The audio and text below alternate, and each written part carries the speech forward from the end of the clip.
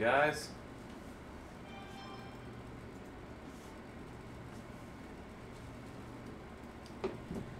Should have folks joining. Welcome. Do a quick sound check. At Simple Mining doing some updates right now. Getting this old rig back together. Get logged in so I can see some of your chats.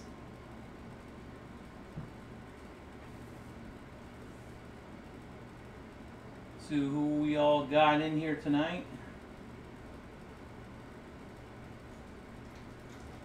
I'm going to go through, I had a lot of people asking me questions, especially as folks have started seeing prices come down on the retail side and just the aftermarket side, hard forums, the different Anadec forums, folks trying to sell some of their older stuff, you know, and folks are starting to get into some pretty good deals, and a lot of questions about the R9 series if folks that have good power situations to where they don't, you know, they're not having to pay a lot per kilowatt, you know, and we don't usually cover that on, you know, we used to cover some of the older stuff, but, you know, I figured, you know, why not throw some old R9 390s, show you what those things can do and the kind of current algorithms that are out there. And, you know, see what those things could do. If you can get a good deal on some R9, and power's not your bag, this is be a good video for you because we're going to try 6 R9 390s tonight. I'm going to try them on the new Pro BTC board from BioStar. Right now we got Simple Mining doing its thing, and then we'll plug a Windows drive in there too and go ahead and try Windows tonight too with it.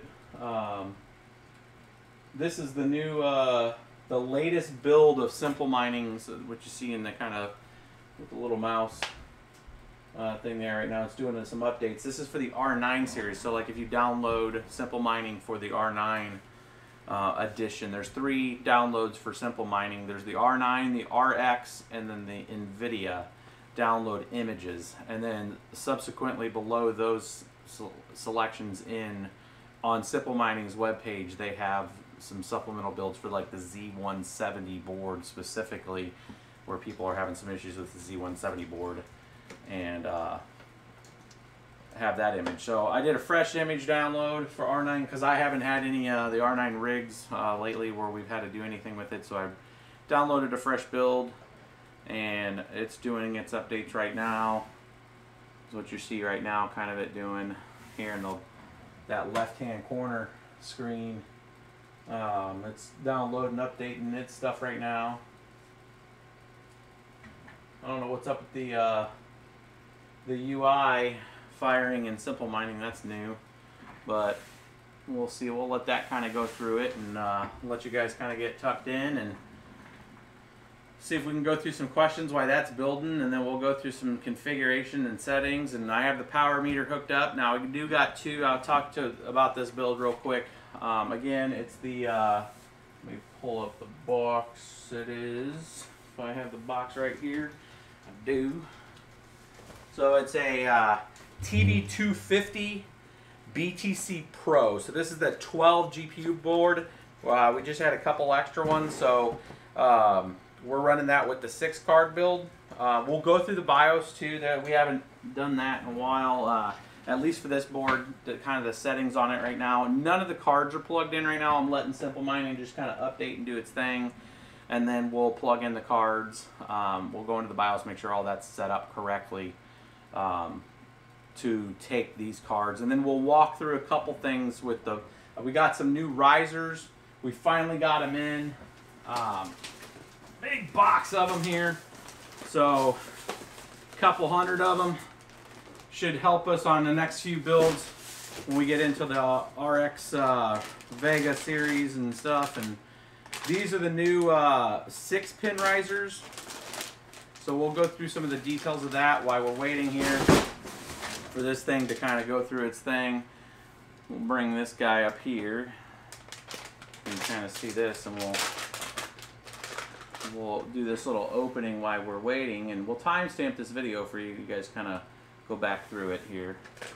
We'll kind of rocking the I'm trying a beard. I've never tried a beard, so we'll see how that works. I do have the hats behind me, so if it like freaks you guys out, I can put the hat on. You know, like I know people. Where's the hat? They're talking about your gray hair. Oh man, I am gray as hell, man. The hell. All right. So the 6-pin. So this is a different type of riser.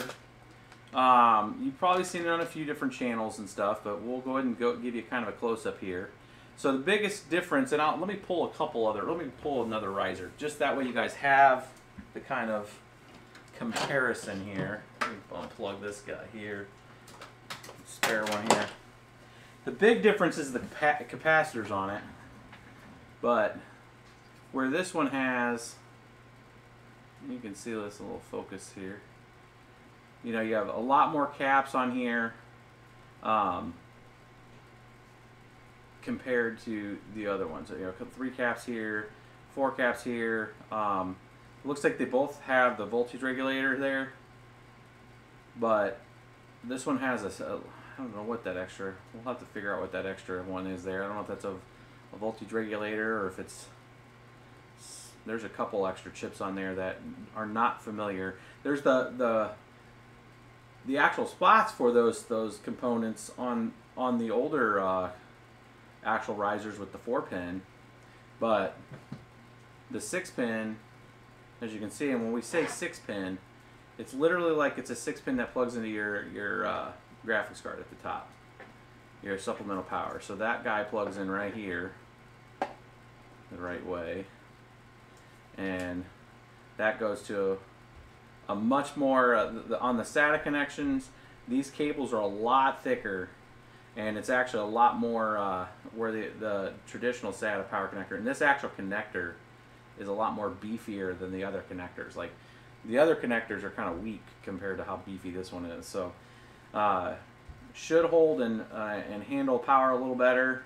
You know, my big thing is, you know, how many of these out of that box of like 200 of them, how many of these are going to fail right out of the gate? So far we got 6 plugged in here, but we haven't done a trial on them yet. We just literally got them, so this is the first rig that they're in. So that is the 6-pin. Of course, that comes with normal USB. It's not that long of a USB. Get the tape measure here so that way you guys can have an idea if you're building a rig with these. And we'll get a link down in the description if you couldn't tell which actual version number they are. It says version 006S. I don't know if that thing's clear or not. If that's the thing in focus, it'll focus. So that's version 006S, and then PCI 16.4P number 3. So this, if you're building one and you're trying to figure out your distances, now you can use different cables. I just like using the ones that they come with because I don't want to have to buy other USBs. But you're looking right at 24-inch.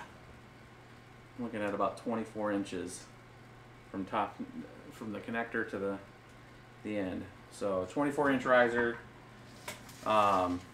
Imperial, of course, from the American side. I don't know the fast. Somebody can do the math on what the centimeters is that. And then normal traditional. The one thing I'll say is on the 6 that I opened here, normally when you open up these little connectors, sometimes they're real dirty or they don't look like they had really good clean traces. These things are crystal clear. I mean, they are like, the quality control on them seemed to be a lot better. Just on the 6 that we opened up, there was no kind of like discoloring or any kind of you know, extra stuff. I mean, it looked like the quality control actually on the whole riser, everything looks a lot better. So maybe that's just, we got a lucky batch. I don't know if that's going to be consistent, but if it is, these are the ones that we're going to start to go with as long as we get through this batch pretty well without too many difficulties. Let's see where this thing's at. Is this thing done? This thing is still updating. So that R9 image, man, is like forever and a day.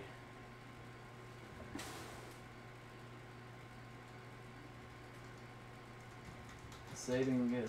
Yeah, it's still new update found. You want to switch the screen? Yeah, I'm just looking to see if it's just in a loop. I will switch it if it was.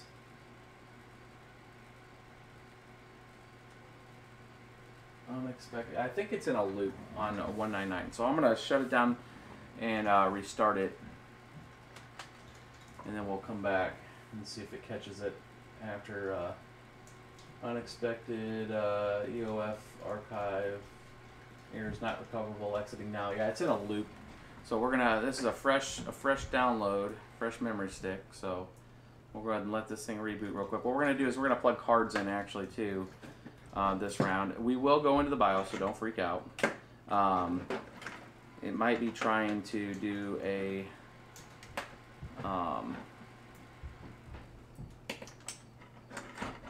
check on the cards, and since there's no cards and there's just a built-in one, we're going to get these guys plugged in. I will do a quick sweep over on this to let you guys see kind of the setup and stuff. And again, these are XFX 390s, so they're the double dissipation twin fan R9 390. It's an older card. These use quite a bit of power. There is no BIOS mod on these. It's just straight what they do, and we will adjust some settings on them. But the R9s are beasts. They're still beasts. They just take a lot of power. If power isn't an issue for you, and you can get these cards cheap, they are really good, and you guys will see that on their output. They're still very, very good cards, but they're like double the power of like a newer like 570 rig. Like if you're doing an AMD rig, and the power on this is going to be really close to topping out these two power supplies. So you guys will see that here in a second, but we got two of the Thermaltake Gold 850 RGB. I kind of put a little array of power supplies that we use up here.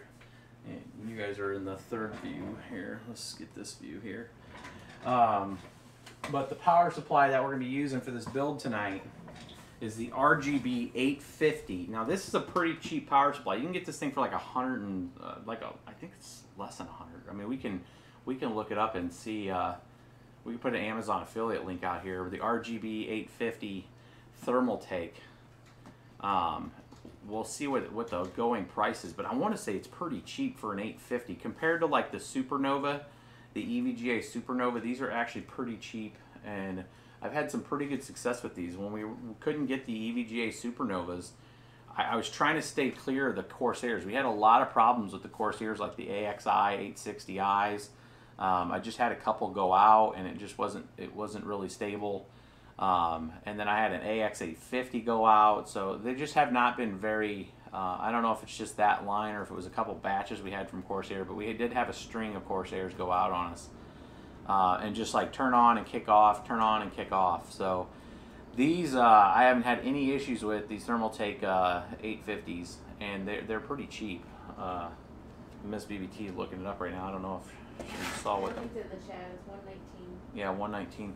Yeah, I think at Micro Center when I picked them up, they were right at $100 with a discount. So $100 for an 850 is a pretty damn good deal from a power supply. So this thing's got a pair of those. That's $200 for and 200 and some change for 1,600 watts of power. 1,700 watts of power. So that's more than enough for this rig. It'd be more than enough for most rigs, at least 8-card rigs. The other bonus on the Thermaltake, and I'm kind of giving, none of this is like paid advertisement for Thermaltake. They did not send me anything. I did not get paid by anybody. I'm just kind of giving you our experience if you're out there and you're buying a power supply. The Thermaltakes, we'll use this mini cam here. And I said this on a few videos. They have an 8-pin. So the way they're set up is they have 3 connections in the back for your supplemental power here for your graphics cards. All 3 connections are the dual connector for the PCI Express. or the PCIe supplemental power here. Both of them are 8 pins, and that's different than the normal EVGA Supernovas and the subsequent Corsairs, where you have a 6 and an 8 pin, and usually you have to buy an adapter to get the 6 to an 8 pin if you have a dual 8 pin card. Now these are 6 8 pin cards, it's fine. The extra little connector here, as we're seeing here, kind of sets off to the side. We don't need to use that little 2 pin, but having a power supply where it gives you 3 dual 8 pins is just really nice if you're doing a build like the Win Edition cards that require 2 8 pins. The Zotac higher end cards are 2 8 pins. It's looking like the RX Vega is going to be a couple 8 pins. You know, not just a 6 and an 8 pin. So that's going to be a very key thing there. That way you don't have to buy anything else if you're looking for a power supply that's pretty cheap and will get the job done. So these 850s give 3 6 8 or double 8 connectors. So on a 6 card rig like this, where you're going to need a 6 and an 8 and a 6 and an 8 or whatever, 2 of these power supplies will supplement for these cards, no problem. If you were doing a build where you had 6 cards and they had 1 connector, one of these 850s, if it was like let's say a 570 build or a new 1060 GTX build, one of these 850s would supply enough for you on that kind of build, like on a 1060 GTX build with single 6 pins or even a single 8 pin. One of these 850s would cover that build, because a 6 card 1060 build pulls about 650, 700 watts or less, depending which card you're using when you've downgraded the power. So again, 850, that's about a $100 spot for if you're building a rig and you're looking for a cheap power supply. So Many people are mentioning that they don't put both of those in single. The cards work fine with a single 8 pin. They don't need the 8 and the 6. on an R9, no, I mean, so here's the deal. I got it, guys. If you're downgrading your GPU, I don't recommend it.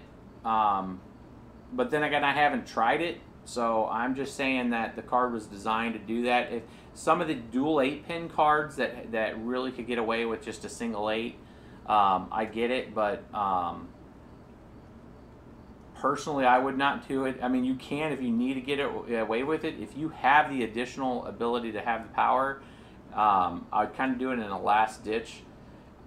I don't know what the long-term effects on the card, if you're starving it, if it's stable, if you're having issues. If you have it running with one 8-pin and it actually boots and it runs fine and you're mining fine and everything looks good and you're not getting some weird heat going on with the cable now, because now you're not feeding it enough on the second to where it's bridging the power appropriately now it's pulling all that power through that first rail because of that. I don't, that's the stuff that I would check. Like if it worked, and I will test it maybe on a couple cards and put the thermal gun on it and see if I see a difference if I have the 6 and the 8 looked in. And if the thermals go up on that 8-pin because you're only got one of them plugged in, I would not do it, because eventually you're probably going to burn out your either PSU, because the card's going to take what it needs if it can get it. And if it's getting it from the 8-pin and all behind underneath that connector it's bridged where it's supplementing into a single channel, that's fine, but it's trying to distribute that power across the controller. So if it works, maybe it works, but again, I would check the thermals on it. I would make sure that the car's not getting starved. If it worked, I mean, I don't know. I wouldn't advise it until I've actually seen it. It's kind of like scientific method. So I need to test it and you know, try it and make sure that it works. I'm not going to do that tonight on this build. I'm going to keep them both connected in. We did try that one time, I think in an older video. We tried it with the Zotac with the twin 8s and it wouldn't do anything. It needed both power sources. So at least the GTX 1070, that single connector did not work. And I think, correct me if I'm wrong, the few that I remember seeing people do that with had to do with the RX 580 series, where people were connecting one of the 8 pins and not doing the 6 and the 8. because most of the R8, the RX 580 series is a single 8 pin. And then you have some of the higher end brand 580s that actually require two connectors. And I'm looking right now, is that the way? Yeah, so like the Devil, the RX 580 Red Devil Golden Sample has an 8 and a 6 pin, but the RX normal 580 only has a single 8 pin, and maybe that works with the RX series. I don't know if it'll work with the 580 or the R9 390s though, because this thing actually uses a lot of juice. So it's good. We'll notate it, but I wouldn't recommend it until I've actually tried it, and then I'd want to do some more research with it. So let's see here. I got all the, let's see, 1, 2, 3, 4, 5, 6. Okay, I got 6 plugged in. We're gonna get this guy fired up.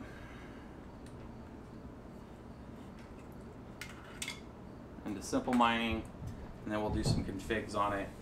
We'll try it with, we'll do it both with Ethereum, maybe Ubik, and like Zcash on this with Linux, and then we'll put, I have the Windows drive here, it just needs to get plugged in to the board, and we'll fire that up and try the multi-miner on it. Kind of give you guys an idea of what kind of power draw the R9 390s now pull, compared to, you know, we had videos of these running maybe in late or early 2016 maybe. So this board, this TB250 seems to have it takes its time posting. So anybody that has one of these probably experiences the same thing, but the post times on these is ridiculous. They take quite the time. So like right now it's on, but it still hasn't kicked over to post. So when I first booted this up, it sat there for 30 seconds and then finally just came to life. So I don't know if it's just something with the BioStar boards, but I'm not going to put the jury out on them just yet. I'm really liking the ASRock boards. They seem to be super consistent. I've went through 2 of these TB250s so far.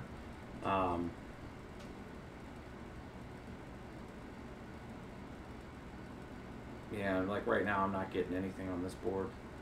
That'd be great if I'm 3 for 3. That'll put a nail in the coffin for me with these boards. That's the case. Now, what I'll do is, so if it won't boot like that, so I'm going to do one last check and make sure all my risers are good.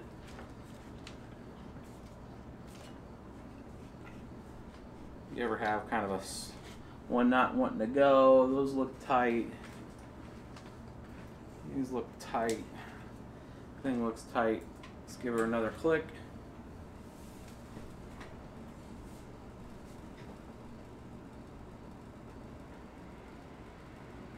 See if we get anything on there. Have you tried the new AMD DAG fix? I have not. I've seen Claymore put out something saying that it's been fixed.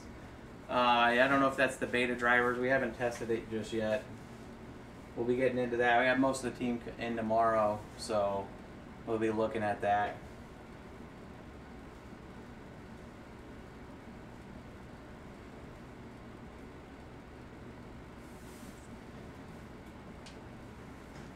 Try the second GPU here.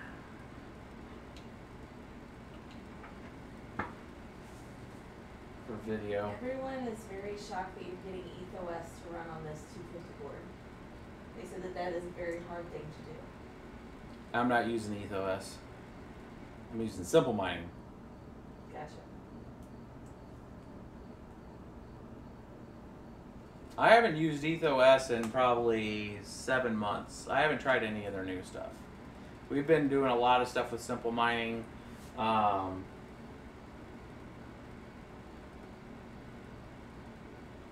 And there's my other. So in the BIOS, I did not have it set to go force it to the onboard video. So what I did is the first 2 times I tried to boot it, I had it on the onboard video. I would have to go in there and tell it to do the onboard video. I did plug it in the 16X card that's in the 16X slot, and it's coming up. So that was my problem on the first 2 boots. Let's see if this thing can now fix this.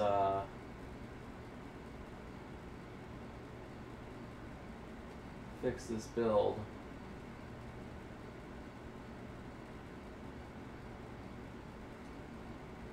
Here, we'll go full screen on this. This is simple mining for the R9 build.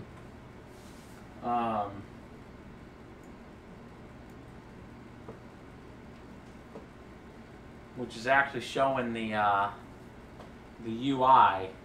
On the RX builds and then on the NVIDIA builds, it doesn't actually launch a simple mining UI. It doesn't launch the actual UI for Linux, the Ubuntu UI background.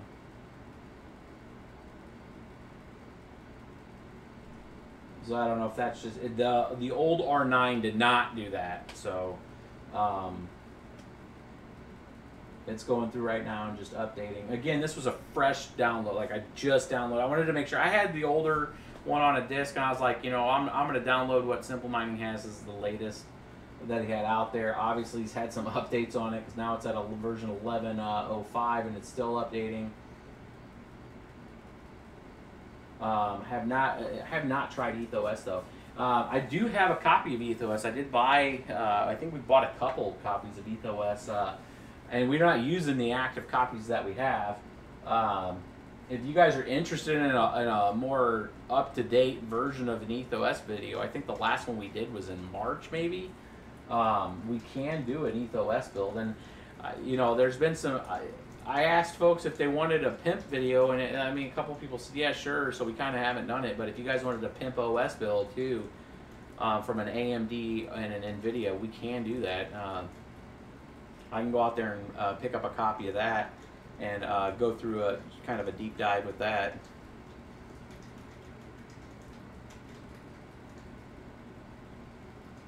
It's just so far the simple mining's been working, and you know, we put some time into trying to get that multi-miner working.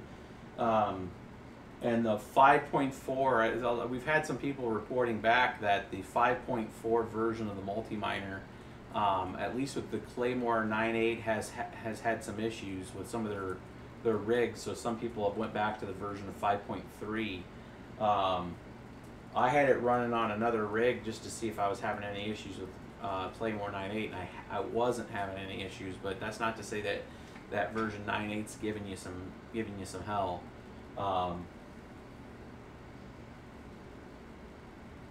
So there we go. Looks like it finally finished that. Let me go out to Simple Mining and see, because I think I have to actually go in and jog this rig. Hold on. Since I had not registered this rig yet on there, it's going to be sitting on there asking to be set up.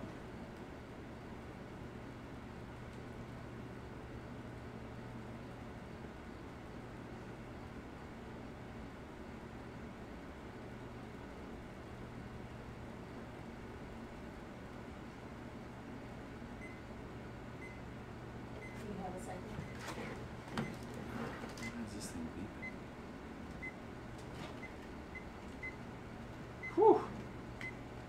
I have to shut this thing down, boys. So I think we're gonna kill this. We're at 1817, which is way too high for the kilowatt. So we're gonna kill that for right now. This thing was actually mining, and we were, I think, we were dual mining. That's why I was actually killing it. And we were at 100 and, oh, let's see here. We just shut it down, so I lost what we were at. But we were at almost 1850 watts, which is way too much on this. Let me go in and set. Yeah, let me go back. The actual kilowatt was screaming. If you heard the beeping, and the kilowatt starts to beep when you're right there at the precipice of 20 amp, or actually a little over 15 amp. We were over 15 amp and pressing towards 20 amp, which is a lot. So that gives you kind of a basic idea on a dual mining on that of breaking some limits here. So we're actually going to go out here, make some changes, make sure it's set right.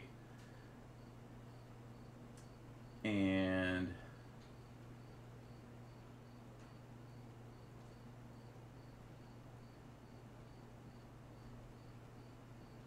see where we're at.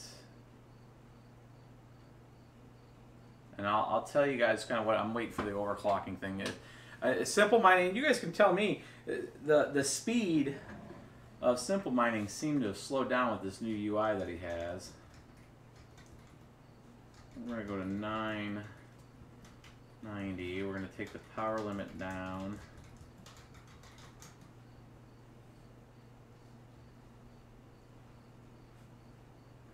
$15.50 there. Okay. So let's see if we can gain some control of that here. I turned off.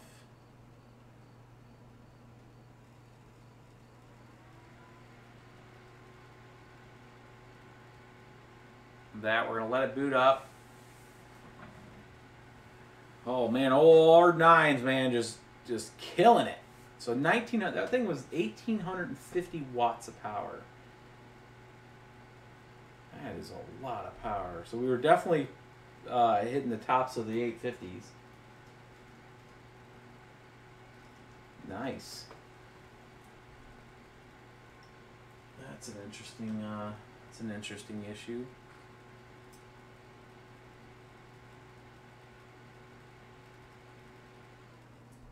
Shut that guy down.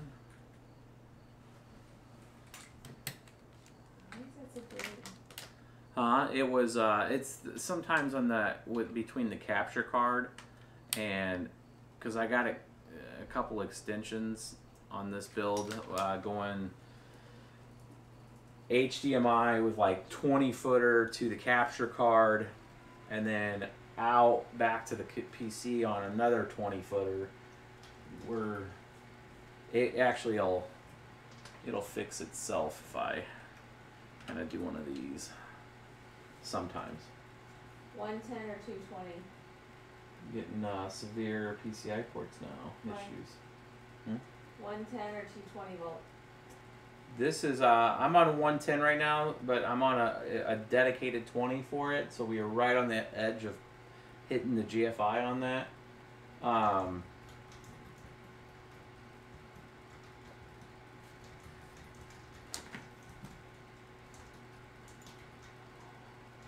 And you have the 220 on the shelf behind, right? I have the 220 on the shelf behind. The reason why, you guys can see the kind of settings that we got there, the 6 cards. I pushed the power tune down on the adapters, -5 here. We're not beeping on this just yet, but we are really close to beeping.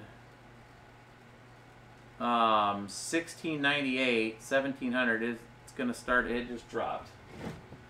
Oh, because it just pushed the update, so now it should be.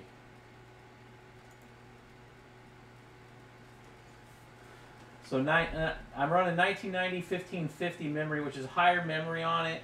It might not run at 1550 memory. We'll have to play around with it. These cards I think are 1470 or 1425 memory base clock. So I might be over hitting the memory on them. I'm doing Ubik right now. I am beeping it right now. We're at 166 or 27.7 per card. We're at 1760. It's beeping the kilowatt. Here's a little click. Oh, I got one of the cards. Well, then these cards have been sitting on the shelf for a while. I got one fan that might be kind of just on its last leg, making a noise. Yeah, we're still at a little over 1700. I'm going to bring it down a little more just to preserve the kilowatt. Kilowatts do not like constant feed at over 1700 watts. We should be able to get this down to about 1600 watts. I just need to tweak it a little bit. And we're going to do that right now. But that's kind of giving you a basic idea of that from a power standpoint. of how much these things actually draw. It's insane. I mean, the R9 series, we should be able to hold this at around 1600 after it's all said and done. Yeah, let me switch that back while I'm getting this down. What I'm trying to do is get it to where the kilowatt's not trying to kill itself, literally. And the reason why we're running it the way we are is because the two power supplies right now are plugged into a single power strip for I can run in the single kilowatt. I did order a new kilowatt. It did not show up today. It should be here tomorrow. That was thanks to you guys and your super chats. We did order another one, so we could run 2 separate kilowatts. Unfortunately, it didn't show up today, so I'm running a single power connector. Now, I wouldn't normally run this over a long period of time. I'd run them on 2 separate circuits. But that being said, I wanted to show you what these things could do, but out of the box, they're just using insane amounts of power. But that's the way the R9 series work. I mean, you usually had to run a 1600 watt power supply. You'd have to modify some stuff on them on the R9 390s. And I keep telling these 390s, but these are R9 390Xs. Yes, these are 390Xs. That's why they're pulling so much power. The R9 390 pulls a little less power than the 390Xs. These have a little more overhead room for the overclocking side. Traditionally, but they use more power. So usually a 6-card R9 390 rig, usually you'd have to have like 2 1200s or something crazy, because you'd be closer to 2000 watts power. We're at 1880 right now. I think we can get it down a little further. So I'm going to make some changes here real quick. We're going to try to take the power limit down even further. We're going to take it to a -20. We're going to see if this thing is stable at 1575 memory. And then we're going to take the cord all the way down to 1940. And we are going to set the fan speeds to a minimum of 60. I'm going to try this one more time to see if I can get it to where it's not beeping the out. I got to give it power. Let's try that. And then I'll show you the settings here, and then we'll take it into Windows. Worst case, if we can't get the power down enough, I'm going to pull the kilowatt and I'll put it onto one of the main power supply for right now, and we'll kind of figure out what the total is. I don't know what all that is, because that is not the normal standard boot up. Those are kind of like a weird PCI reporting thing. It's interesting. It's something with this board. I was getting that on the last board too. Eventually it did boot. But I think BioStar kind of needs, I mean, this is just some critical feedback to them. Compared to the ASRock 13 GPU board, these BioStar boards seem to have some issues. And I don't know if that's other people's sediment, but the little bit that I've had exposure to them, I have not had a lot of success with them. I mean, nothing compared to like the 13 GPU ASRock board or the older ASRock. And I mean, granted, the ASRock Pro BTC, the 6-card board, I went through a couple of those. I mean, let's be honest, if you had the wrong risers on those things, they did burn up. Those boards did pop. Yeah, I don't know what all that is. But it gets through it, and then it boots after the second reboot. So that's the second time I've had to shut it back down, and I've had to restart it to get it to boot. So there is some consistency issues so far, at least on this build. And I mean, I'll try this. We're gonna try this board with 3 different card types. Not tonight, but this board and this build here is gonna have some GTX 1070s in it later this week. We're going to see if we can do a 12-card build with those. And then it'll have some RX series cards in there. And we're hoping that we can get our hands on RX Vega 56, 64, and the water-cooled 64 without having to buy like an entire machine. Because if anybody that's been following that, with AMD having you to get the water-cooled edition, you're having to buy like essentially an entire computer and a monitor. Which is a little annoying. Let's get this. I mean, if it was like a Threadripper, I mean, okay, take my money, right? I'll try it out. But it's not even a Threadripper. It's a Ryzen 7, like 1700X or something. I mean, like, really? Do I want that? So that took a hit. That is not doing too hot at those lower settings. It is not clipping the power supply though. So I took it down. I'm going to tell you guys kind of what I did, and I brought it way down. And it's obviously what it's doing is it brought the cards way down too. Let's see where they're at right now. 23. There's one running at 26. Some inconsistencies there in the hash rates. We are at still 1600 watts, but we're not at 1700 and something. And the settings I have on those are the core memories, are the core GPU setting at 940, the memory set to 1575, the power limit at -20%. Because that's just the way the R9 series, the slider only goes all the way to the left by -20%. Power target temperature of 85 Celsius, and then the fan speeds are set to 60% right now. So the core speed of 940, and then the power limit of 20% is really throttling these things back. And they're still running at 1600. This is running Ubicoin. Right now, we have one card at 26. All of them should be setting at 26, but I think it's the just the setting. We have one GPU at 88 Celsius too. That's not good. Do I have one fan not running somewhere?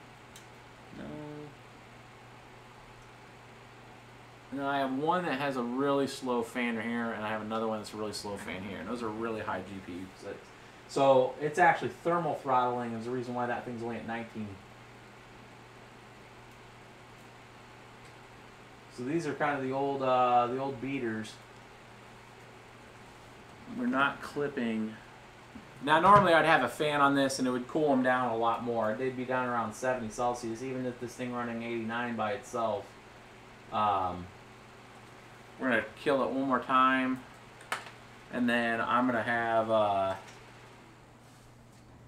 We're going to put a little extra assistance, I think, on the cooling, because what we're gonna do is I'm gonna pull the primary power supply and to put it onto the kilowatt. That way we can juice this thing up a little bit and get some performance out of it. But we'll be setting probably at about 1900 watts of power usage, which is like crazy amounts of power. That's to that one. We'll leave that one here. This guy's gonna get plugged here. Again, I'm using a standard 20 amp 110 outlet. What kind of should be giving that away is I'm using a power strip. You can use the kilowatt. The kilowatt will plug into the 30 amp. It plugs in fine with the converter, but if you plug in a power strip, you're gonna pop your circuit. So you're gonna pop the GFI that's on the 30 amp. You cannot plug a power strip. Power strips are not made to go into that 30 amp. It will go boom. The kilowatt can plug right into, like if I pull an extension right off of the 30 amp, straight over to the kilowatt, runs fine. I can run meter on it and all that. It runs perfectly fine off the 30 amp 240. And that, when I say 30 amp, I'm talking 240 for the folks that are wondering. So we're gonna do that. That way now I'm just monitoring this, and we're going to restart that, and we're gonna set these things back up to 1010 on the core. So 1010 on the core, 1575 memory, and we're gonna bring the power limit to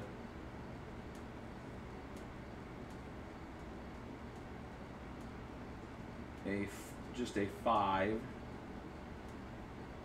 I'm gonna set the fans up to 70 since I had a lot of extra stuff there, and then there's that thing. So right after that first reboot, it just gives us just a bunch of junk. So we're shutting it down. We're going to come right back.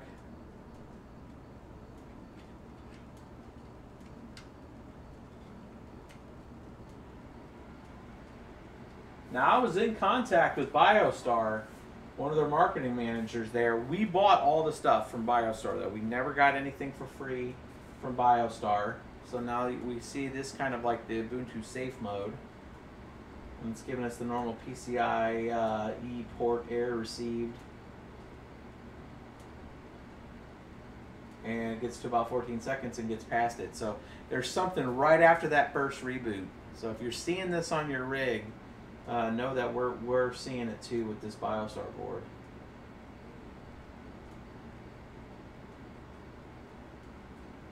It's like, Huh? he says like the Matrix, all this Yeah, all this. text streaming by.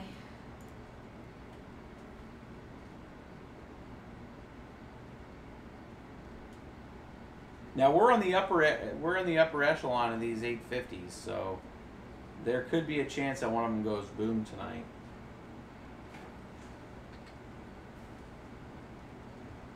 That's more like what they should be right now. So that's about the standard. Now it's pushing the fans up. So it took them that's pushing the new settings. So you can see the 1010 and the 1575 and the power. The fans just kicked up to the 70%.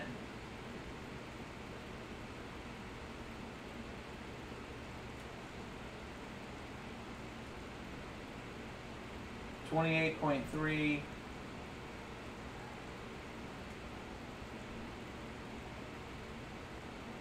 168 on Ubik.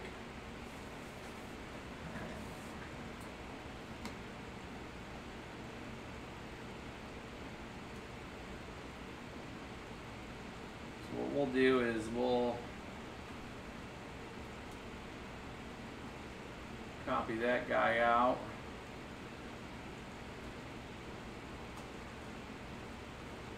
Let's see what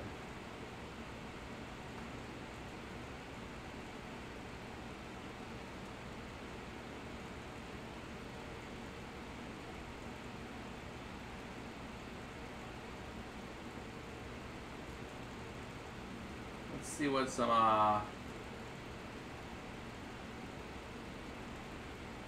Kryptonite does.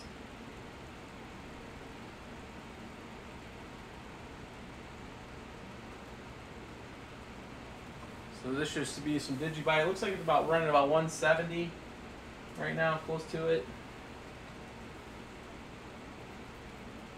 Now, Linux is still a little slower, and we'll test this with the Windows build here in a few. I'm going to fly through some of the algorithms to kind of show you the performance on them.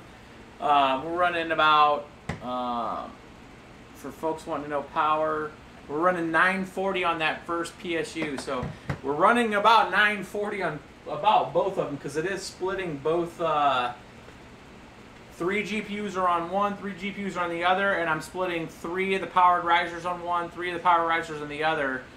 The board itself is running about 40 watts, so you're talking about 900 on the second power supply, 940 on the first.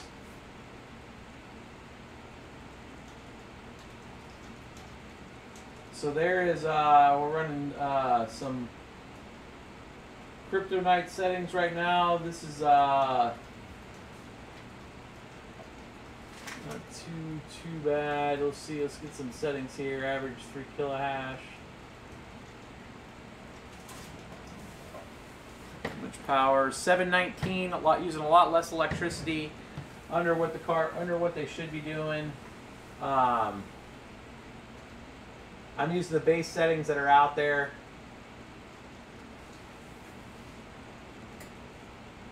Or we still have the cards overclocked, but what we're getting from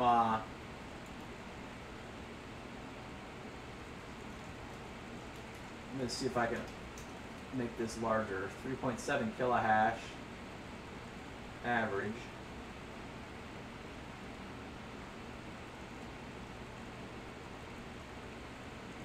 And this really, really takes a toll on the OS.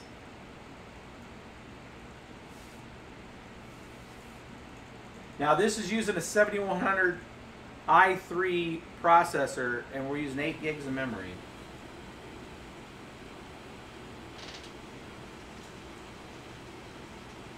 And that's using the base settings. That's for SG miner, for actually this, yeah, it's using it. We're using SG miner / GM / NH 5.5.5.8 on this one right now. We'll go ahead and give a whirl on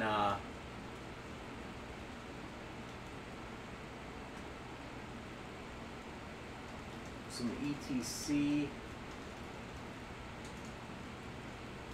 with ETH mine.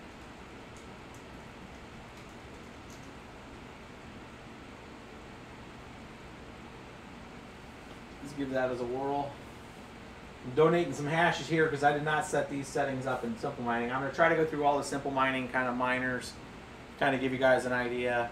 This is the ETH miner for ETC. It's the default settings for, so I'll be giving some to Claymore here on this test. Kind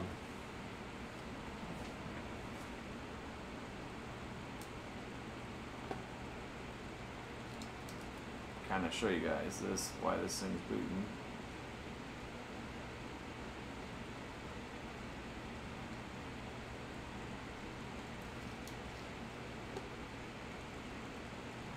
See if we can get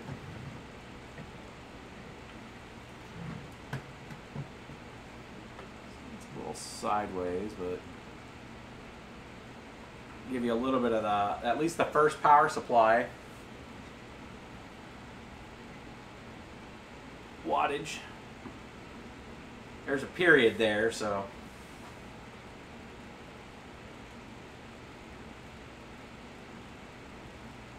miner crashed. So it's not like that miner. Again, these are the default settings in, and this is the ETH miner 0.1 or 11.0, and that might be because it's for NVIDIA.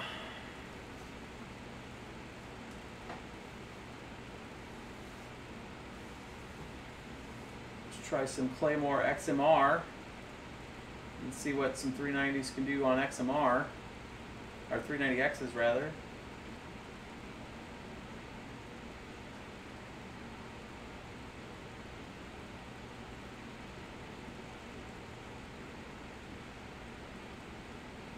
So we're now trying Claymore XMR version 9.1. I'm going to push those settings right now over to it. It's just in its little perpetual loop crash right now because we're trying to run a CUDA. That was my fault. Your AMD cards. See if it pushes that. There it goes.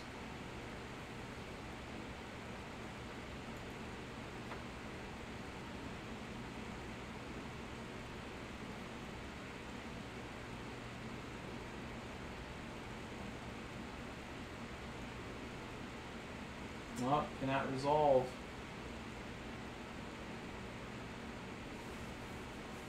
I'm going to put my settings in there for XMR. Hold tight.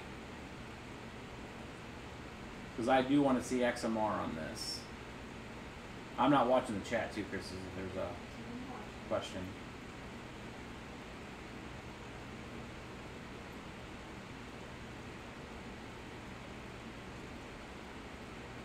Fine. A lot of power discussion tonight. Huh? A lot of discussion on power tonight. Yeah.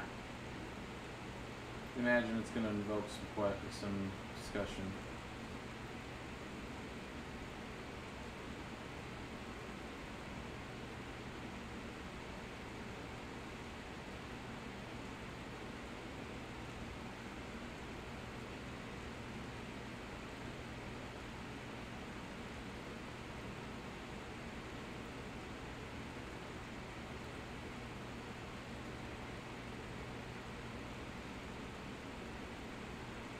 See if these settings work with it.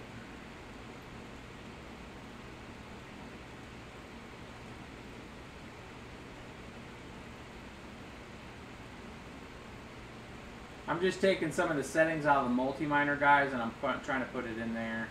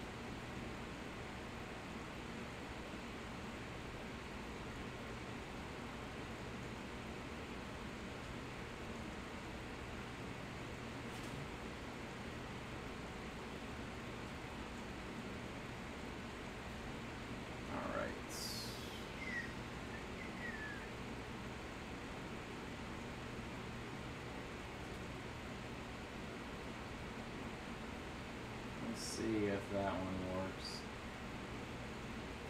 This is coming out of 9.7, not 9.1, which might have some syntax changes. We may have to wait for XMR until I boot up Windows. That way I'm not just sitting there troubleshooting it for you guys in front. Push some Pascal to it while we're waiting, and then we'll try to get to Windows as quick as we can. We saw what it's doing in simple mining with Ubik. We'll do Ethereum here in a second too, just to kind of show you. Again, I mean, these things, a standard R9 390 will use 1600 watts of power when it's pretty decently configured. Maybe 1550 if you really downclock the memory or downclock the GPU and the power tune. You take it to a negative 10% on a standard R9 390, including like the hairdryer versions, the single fans. That'll get you. Might have to bounce this.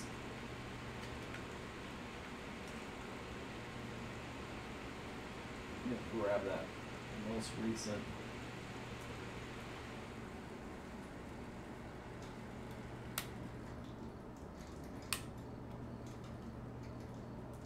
See if we're 3 for 3 on this thing booting up, like to where it just dorks out.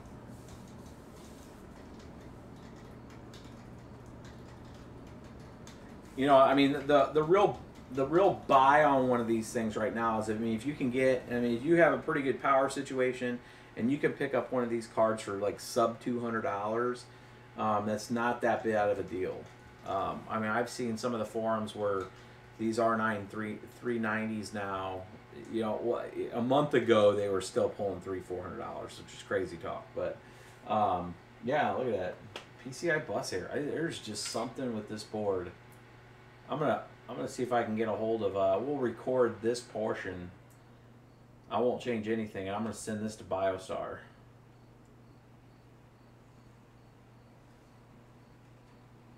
I'm gonna ask him, what gives, bro? I can consistently dork your board up. But, you know, if you can get the car, if you can get the R9, just a standard R9 390, including like the hairdryer version, which has a single fan, the older cards, for sub $200, and you have a good power situation, they have great output. You're still talking in Windows, you're still talking almost 30 mega hash, if not a little over 30 mega hash on Ethereum. You're talking 31 and some change on like Ubitcoin, almost 32 mega hash. And then the premium versions of like the R9 390s and the 390Xs, especially the 390X is like a 390X Tri-X Sapphire. I mean, you're talking 33 mega hash on a card like that. Almost 34. I mean, you can get some people are still showing 34 mega hash on those cards. But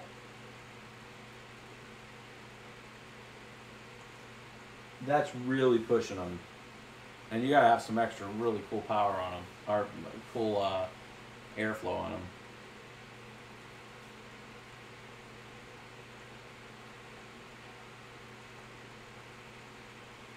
It's just probing that pool for the Pascal. I think a lot of the basic settings that Simple Mining has in here are not really set up, because they are just not happening.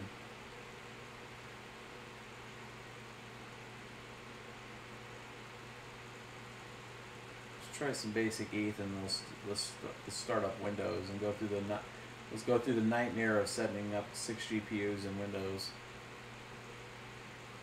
Try to push one more change to it.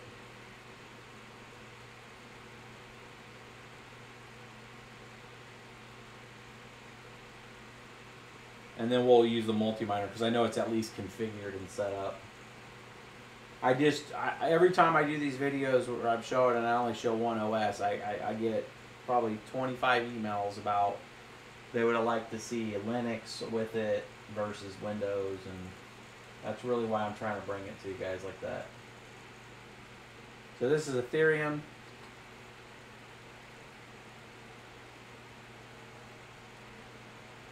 And there you go. I mean, Ethereum's really not taking the hit. I mean, obviously, I know Claymore had put out, at least I've seen some comments that the DAG file issue with AMD cards is fixed with the beta drivers that are coming out for AMD. We have not tried them ourselves. We will try them and see if it fixes the DAG issue. The R9 390s and 380s and that does not have necessarily that issue. At least the 390s don't. So there we go. It's still running 168 6-card rig. I mean, it's pretty respectable. That's as much as RX 480 with some tweaks. At about twice the power. And for the folks that have question of how big the DAG file is, right there when you hit S there, if you're looking at that, look at the epoch. We're on epoch 137, and the DAG file is 2.07 gigabytes. So the folks that are freaking out about the DAG file being 3 gig, you have a while. Right now, the current rate of growth is looking at, if proof of stake doesn't come before it, you're looking at around November of 2018 for it to bust the 3 gig mark. So you're still at 2.07 on the DAG file. And that's been the growth since November. November of 16, it hit 2 gigs. So we've had 0.07 on the DAG growth. And that November date is sliding because they have the difficulty so high, the block time isn't set correctly. So, the difficulty is not keeping up with the difficulty is going over what the hash rate is right now.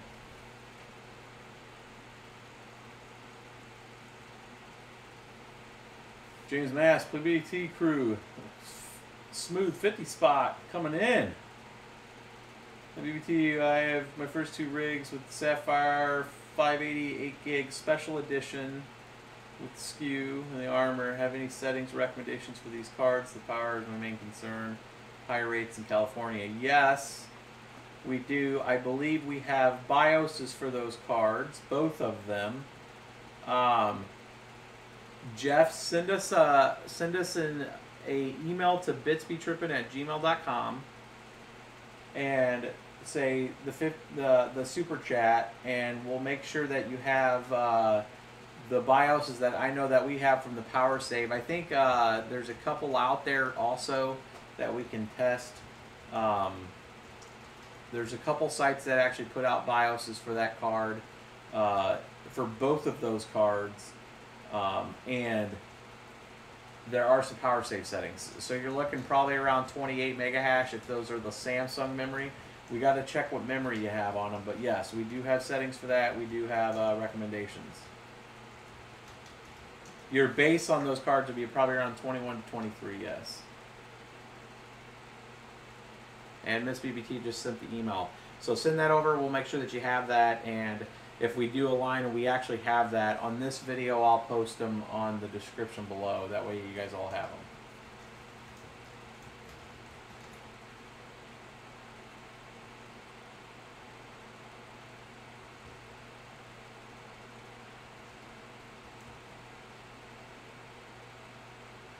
Still rocking in at 168. So pretty consistent, but still super. They're running super hot because they don't have extra heat or extra fan. Extra heat. That's all they need. And I got a couple wobbles on a few old fans. So let's go ahead and kill this power. So that's gonna. It's still showing a bit of power. I had this set to volts, so you guys weren't seeing the wattage. Because every time I kill that, that's why. Let's make sure that this guy is plugged in. And what we're going to do is we're going to boot Windows up. And I need to make sure that it's plugged in.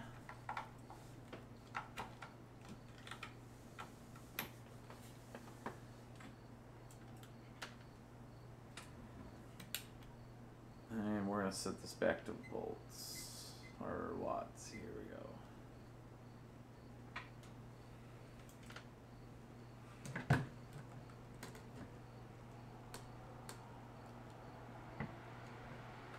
A little bit too much. I'm gonna have to tell it to boot off that. There we go.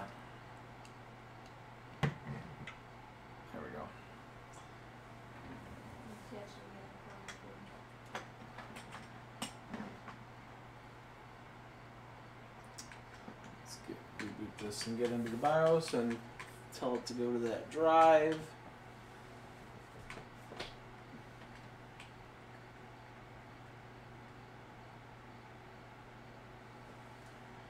Rocking in 140 tonight. Not much. But people would be excited. Everybody, the whole crypto sphere going up in price, doing very well. A big dev meeting for Ethereum coming out. We'll leave all that the same.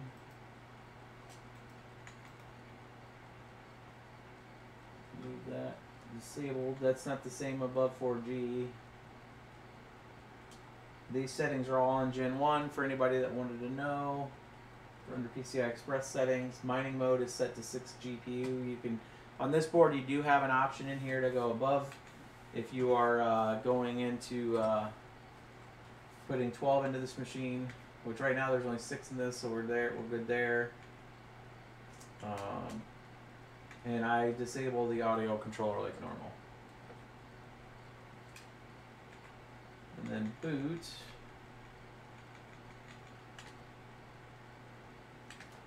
We're gonna go there. They don't. And then we're going to go to save, and now we should have Windows booting. We just pointed it to the boot sector of that.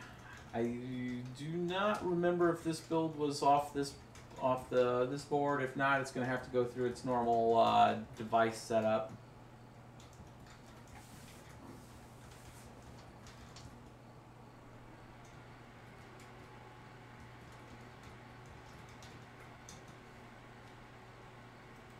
Nice, Robert. Oh, you got the Founders Edition, the 11 cards. Oh, wow. Beast mode. You see Mike Farino's, the green one? Like a boss. No, with $100 to $200, no power cost, what GPU would recommend to purchase? I do not need to buy anything else, just mine need to be below hash. I mean, like I was saying with these R9s, if you can get them super cheap in the aftermarket, if power is definitely not a concern. The only problem, I'm gonna give you guys the problem with the 390s, especially the 390Xs, is you do have to get a much powerful power supply. Like on this setup, like if I was actually gonna let these things run, these things are gonna come out of this and they're gonna sit right back on the shelf, because we're gonna have different, more efficient GPUs that are gonna set in here. But if we were actually going to run this, I wouldn't run two 850s on it. I actually would bump this up because I would want to overclock them and juice them up some. And two 850s isn't enough for this. It was just enough to get it to boot really and kind of mine for a second. But if we were to let this mine right now on these for any period of time, these 850s would go boom. It really needs two 1000 or two 1200s on the 390Xs. If you can get like GTX 1070, I mean, well, not for that kind of price, for 150 to 200. I mean, from 150 to 200, no power cost, your best bet's finding a used R9 390. You're going to get the most bang for the buck in that per se, minus the fact that you're going to use a crap ton of power. You're going to get a 28 to 30 mega hash card for $150 to $200.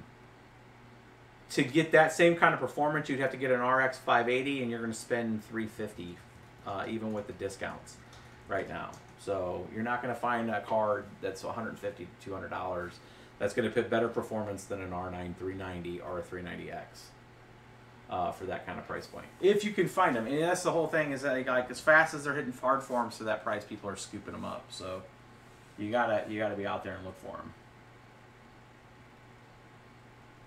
Cody, if they're gonna just sit on the shelf, I want one. You know, maybe we'll. I'll talk to the team. Maybe we'll see what we're gonna do, and maybe we can move a few of the XFXs here if you guys really want these things.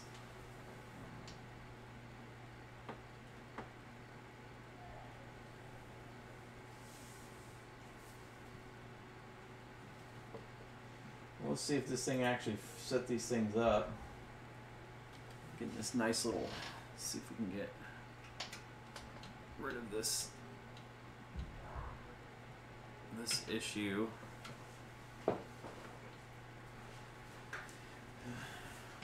I think I can get this away once I get the driver set on here where it's not going to be green for you guys.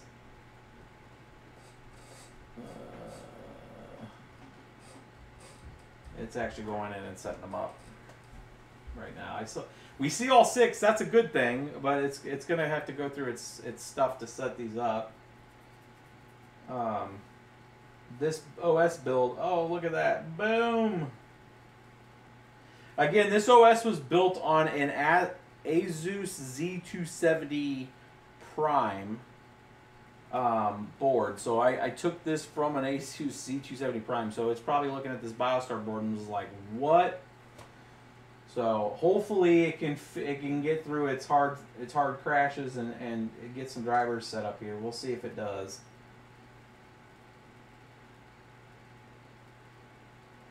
Big green. That meant that big green case right there back in the corner. You can see I pulled. This actually had some. Actually, it's funny, guys. We can actually tell what I had in here before. If you go into Device Manager and you go into View, the hidden, look at all that. Look at all those TIs. This build was a TI build. This had the 13 card build. It's the last build that we did here. All those TIs that are turned off on here. All kinds of pretty colors. So this says that it has no AMD drivers on it right now. Yeah, so we got 1, 2, 3, 4, 5, 6. So we got all the display adapters, which is good. So what we're gonna do right now is we're gonna go. The colors will come back. We'll get rid of the green here at when it actually initializes the GPU correctly. We're gonna go to. We're just gonna grab some AMD drivers real quick. We're gonna take the latest here.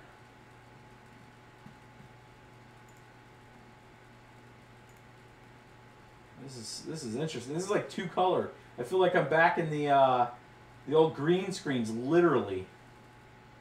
So this is desktop graphics, R9.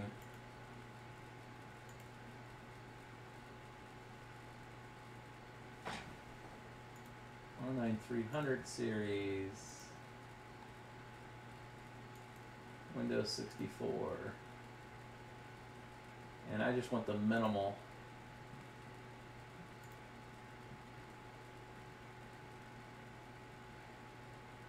Nothing like streaming and downloading at the same time.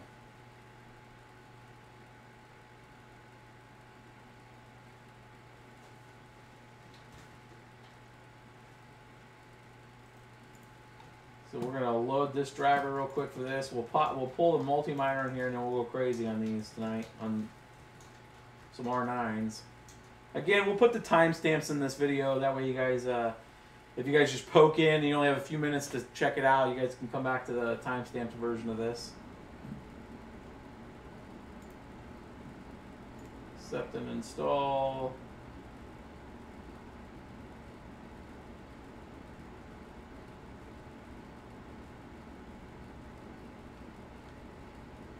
We're going to customize. That's fine. I just didn't want any of the other stuff that we didn't need. They kind of got rid of the relive, I believe. At least the minimal install did.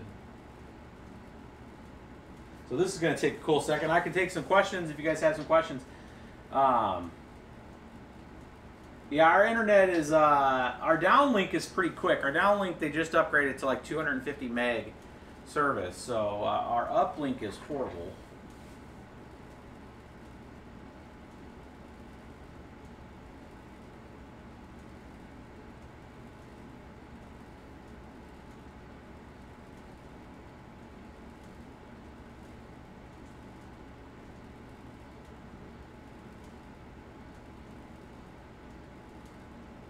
AMD 280 cards.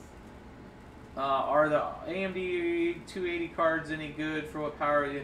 So the old R9 280Xs used to be pretty good, and the newer, like if you're doing Ethereum and stuff like that, they do like 13 or 14 mega hash, which is not good at all. I have not tried them on Ubik. I would assume that they're going to be like they were before, like 20, 22 mega hash. I mean, they're I do have, I tell you what, if you guys would like to see, we'll do another video with like an older setup, but I have access to the original R9 280X Toxics. I got that rig. Actually, it's actually at one of the other BBT, old BBT folks that were with us in 2014. That since moved on and is doing other stuff, but they're in the general vicinity. If you guys would want to see that R9 280X Toxic rig, kind of like these R9 390s, maybe we'll do a dual build, a dual kind of episode where it's not just the R9 280Xs. Like we can do a quick, like, hey, here it is, and here's what it's performing. If that's interest to you guys, I'll go grab those Toxics, and we'll take a shot at them. And you guys can see what those can do on some of the newer coins. We'll already have the OS built, and we'll try to speed it up. That way, it's just straight. And what's a 280 do these days? A 280X. But if you can get those, I mean, those were great cards back in the day. Very great for script before. But have you heard a Sigma coin apparently is more profitable than ETH at the moment? I've heard a Sigma. It's actually in the multi-miner. In the last options of the multi-miner, it's in there. We'll try it on this. If it if we do we have the AMD version? We'll see. We'll see if we can get it the Signatum running on it.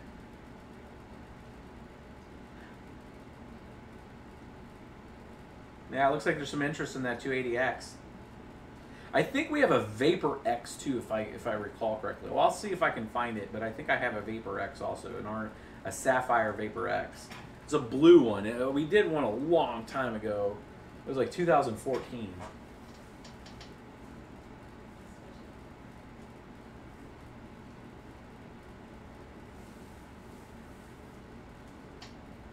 Yeah, 280Xs for 75 bucks. Yeah, I mean, they still should be had. But for ETH, they're only going to be doing about 13, 14, just because they're just they're 3 gig cards, and with the DAC file at 2.07, it's just it's real task intensive on it.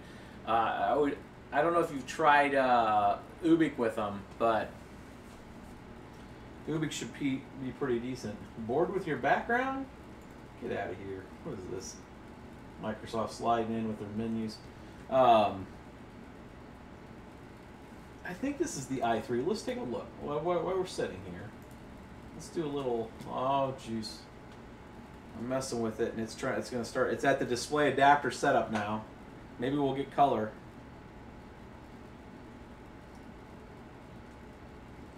Oh, we got color. So there you go.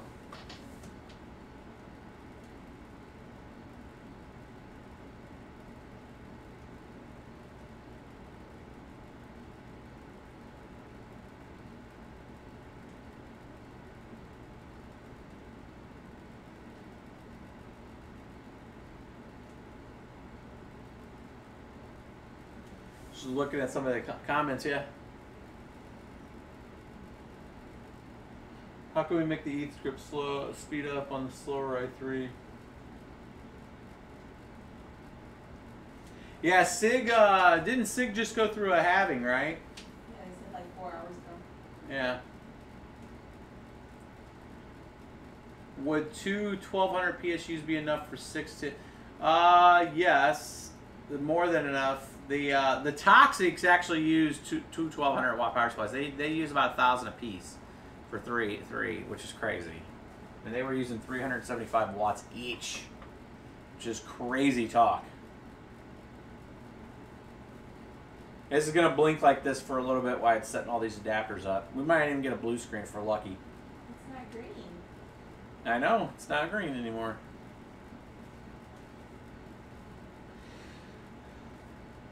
The big catch is if we get past the, excuse me, I'm yawning. If we get past the black screens here upon boot up, we gotta let it, or upon it going through and setting, while it's kind of going through that, I'll just kind of go back to here. We can see in the upper right hand corner as it tries to figure its life out.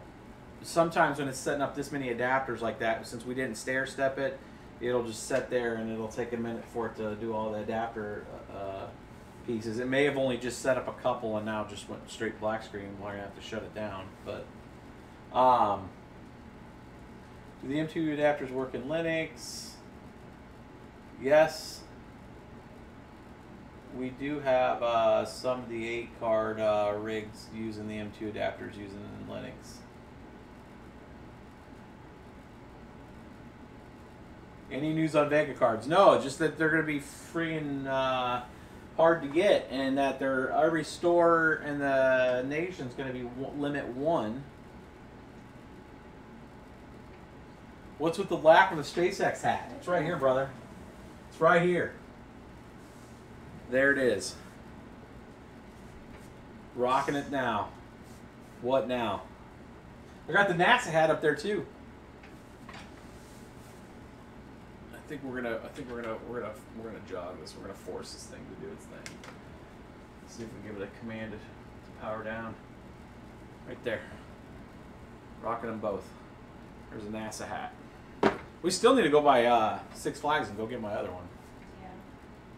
We'll see how that goes. Alright. Windows, I don't have time for you to figure your life out. We're going to shut it down. SpaceX does not have a satellite office in St. Louis, do they? They do not have a satellite office in St. Louis.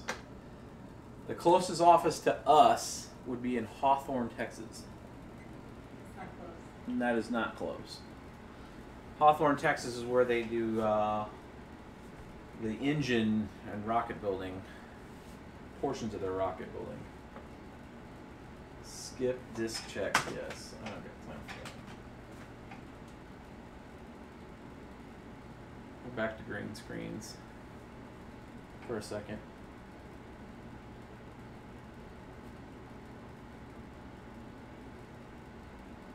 We are not selling our Ubik. We're holding our Ubik. We are personally long on Ubik.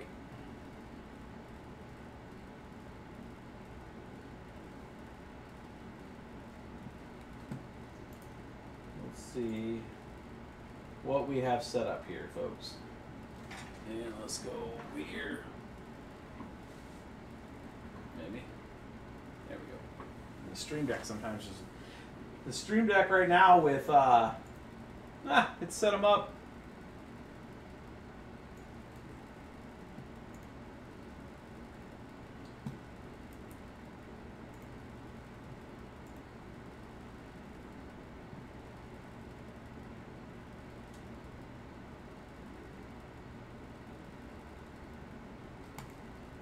Nope.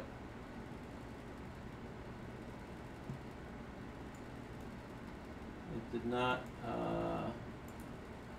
We're gonna have to probably give them a reboot. Let me do one more reboot because I do want to modify the GPU settings. and Afterburner kind of gave us the command to say, yeah, you were not the last GPUs that were in this OS, and I don't believe you. So it wants to reboot then a catch to it.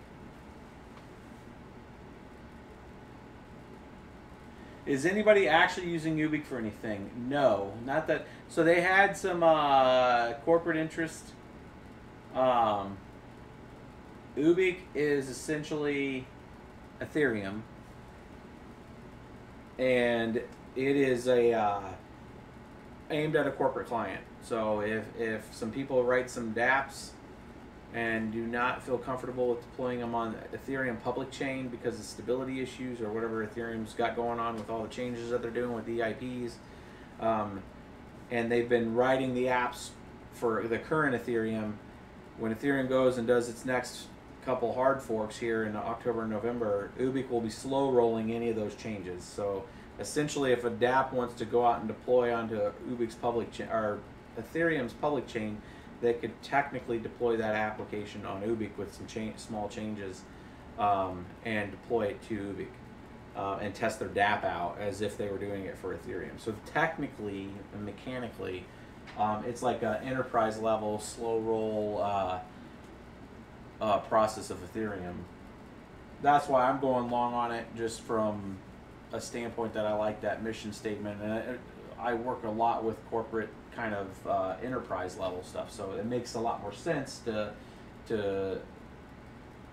if somebody wrote a dApp right now and tried to deploy it to Ethereum and work on the public chain after what happened with the status IO stuff, where the network just slowed to a slow roll, that is still kind of an unstable environment. I mean, Ethereum's still working through it. They'll work through it and they'll figure it out, but if we were really wanting to test something out of a private chain to a public chain, you'd want something that has stability. So if somebody's actually created a coin based off of Ethereum and their whole target is a roadmap to do it is have a stable environment, it just seems like it's the kind of no-brainer for somebody to go to that. So other coins could do that too. I mean, we'll see if somebody else latches onto that and say, hey, we can do that too, and our name is this. We'll see. I mean, it could be a thing. But that first corporate client or that first big entity that chooses it, and it's like anything else, right? A big lift to happen, and it'd be kind of a, I wouldn't say I had the meteoric rise like Ant Shares just had, but with its Neo, but we'll go long on it. Damn it.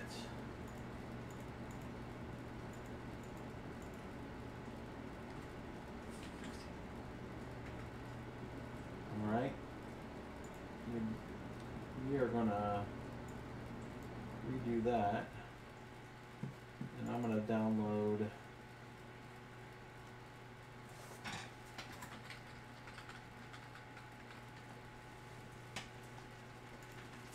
I'm downloading Sapphire Tricks just because I've had good success with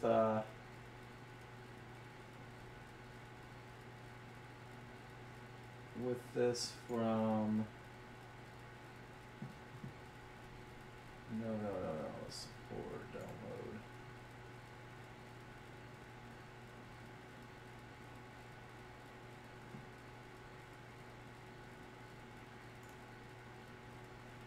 We're going to pull down tricks.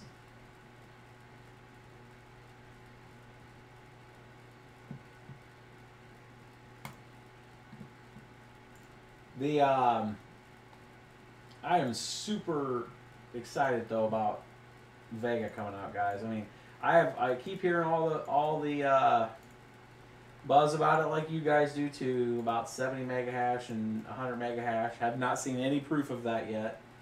There's a lot of folks under NDAs right now that. All right, so that is reading them fine. We're gonna test it with base settings, and then we'll work our way up.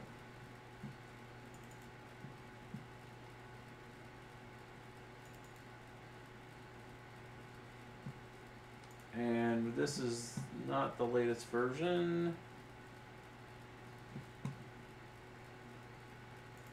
We're gonna pull the latest version off off videos, and I don't even think I have the latest video version on this video posted. We will have to add it.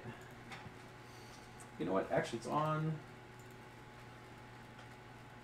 It's betrippin.com. That looks like a face. Hmm. The overclocker. The which one? It looks like a face. Oh, yeah, the tricks, yeah. Download in browser, version 5.0, 5.4. So you guys are getting to see kind of the same. See what I'm doing.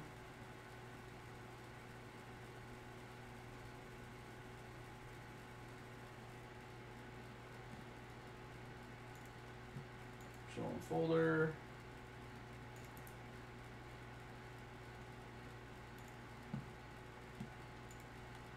Oh, it's block. Control J to keep anyway. Showing folder. Right click, extract all. Extract. It's extracting now. Maybe I'm clicking too many buttons and now I'm freezing the OS up.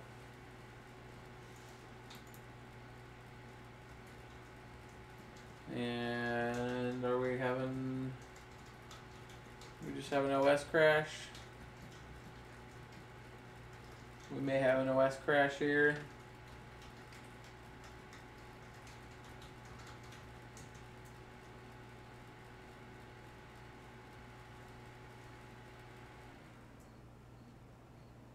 Weird stuff happens when you use a different when you use a drive that was installed from a different OS or a different board. So you can get some weird inconsistencies. If the background services, so one of the things we're going to open up, guys, I'm rebooting this again. As you can look and see if the service SVC host is running, and if it's sitting there pinging off about 15% of the CPU, and it's doing stuff, it's updating the OS in the background. You could have a general fault happen like that if you're just doing stuff after a fresh update. You'll see a lot of that. What I'm going to do here is hit Task Manager, and we're going to look at what's running here, and I'm going to see if the local service host is using up some. Yep, it's going straight to the top. It's using 15% of the CPU. This is the i3 7100. Oh, we only got 4 gigs of memory. I got a 4 gig stick in there. And look at the disk right now. So this thing is booted, but look at how much disk is being used right now. So this machine is actually doing like an update, or it's doing something in the background as I was trying to do other stuff. And what we did is it looked like we had a general fault protection error without an actual blue screen. It just froze the OS up. Didn't actually post the error. But if you're ever wondering, like, is the computer doing something, go to Task Manager and look and see. Like right now, the disk is just pegged, which whatever it's doing right now, if it's deploying a fix or a thing, and you can see, look at the disk right here, 98%, 97%. It is running. You can sort by that, and you can see right here the super fetch from the SVC host. So that's actually running most of the.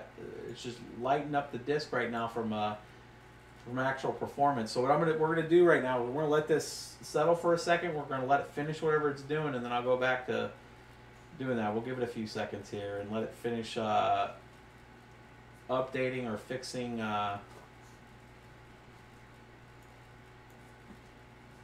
So the IOs went down.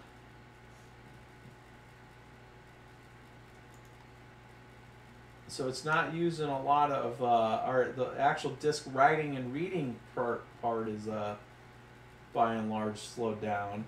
You can get some more advanced setting, or views of that by opening up the Resource Manager and actually see what's going on. This is kind of more not anything to do with the mining, just more of Windows performance and what Windows acts crazy about. But if you bring this up, that's gonna, yeah, let's push these down. So the disk is what we care about right now. And what we're going to look for is what is it writing right now. So this SVC host, can you even see that? That one right there. I sorted it like Excel here, and right here is what it's doing. It's doing a whole bunch of writing to this NTSF log right now. It's doing 970, pretty much a megasecond of writing stuff to a log as it's going through this software distribution. This is a Windows update. This is what it's doing right now. This is all the stuff the computer's working on right now while we're sitting here waiting for it to figure out its life. And you can see a couple numbers here. You got the actual on-disk performance, disk I/O, and then the activity is like if it's queued and doing stuff and pending to actually task the I/O. So right now it's still working through this whatever update it's doing. Again, this really has nothing to do with the mining, but if you're using Windows on a mining rig, this is the kind of crap that you have to deal with using Windows versus using like Linux. Is the Windows was gonna just do stuff in the background, and again right here, I/O background. This is just background stuff that's going on and tasking the hell out of your system.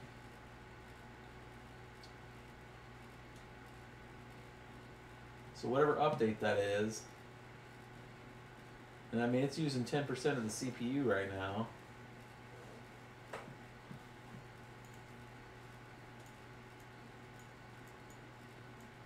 So let's see if it'll let us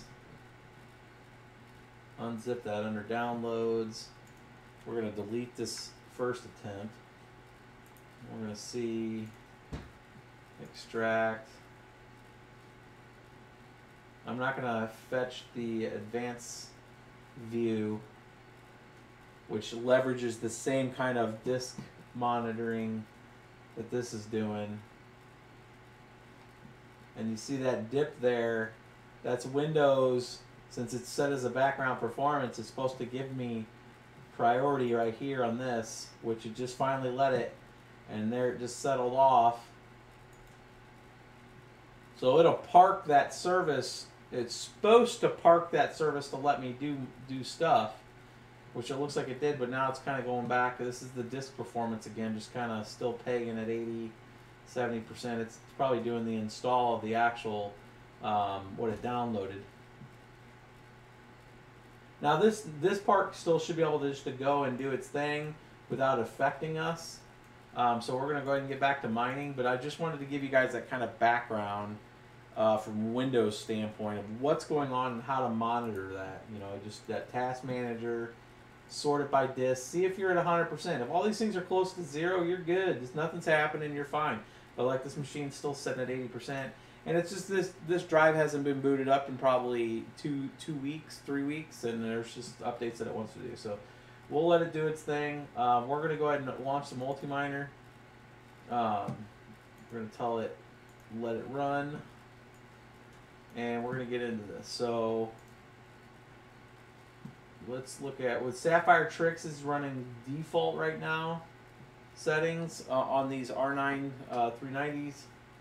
And we're going to go and we're going to do number 50, which is that Signatum, and let it run. Oh, error doing that. Nope. I guess that build I have of that does not work. I'll have to look at that. Oops, wrong. Let me delete this one here. We're going to pull the one that we were using out. I'm going to have to look at that. If that's other people's, asking people that have used the multi-miner, if they've used the AMD, are they having problems with that number 50 for AMD? If they are, then we can take a look and see if that's an issue. Somebody was having problems with number 1. Number 1, that's NVIDIA only. I'll have to try it on the NVIDIA only rig, or one of the NVIDIA rigs. Number 1, I got number 50. Let me write those down.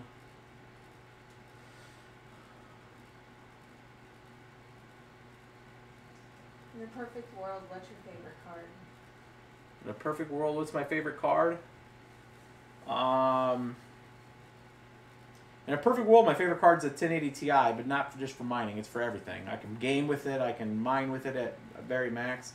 It's just stupid expensive. If you're perfect world for a mining card, I would say it's a real tear between. I would say I got it. It's the Red Devil Golden Sample RX 580. That is the baddest card that I've tested from an RX 580 standpoint. It does 32 mega hash, almost 33 mega hash. It takes the sliders all the way to the right, and I've been able to throw everything at it, and it works perfectly fine. So the Red Devil RX 580 Golden Sample is a really good card. And you know, if you can get them, they're under $400. They're 300 and some change. If you can find them, 360-ish or something like that. They should be like 270, based on the way price, maybe 290, somewhere around there, based on the way pricing should be because of us miners in general. The pricing is about $100 more than they should be. But that card, if like there was no mining scene right now, would be under $300. And it's really good. It's actually, ironically, it's in my render machine right now. I took the 1080 Ti out. We were doing another rig with 1080 Ti's, and that's actually running in the render machine. So I got that on with They're saying 33. 33. Oh, 33? So they're talking. Sorry, you can keep talking, but... Yeah. You keep me on point. But you got it in your render machine and... Yeah, so it's in the render machine and it's running, it mines at night. It's 32 mega hash on Ubik.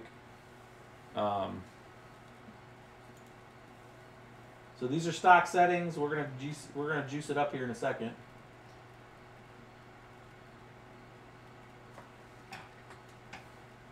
$173. So let's light the tires on this one.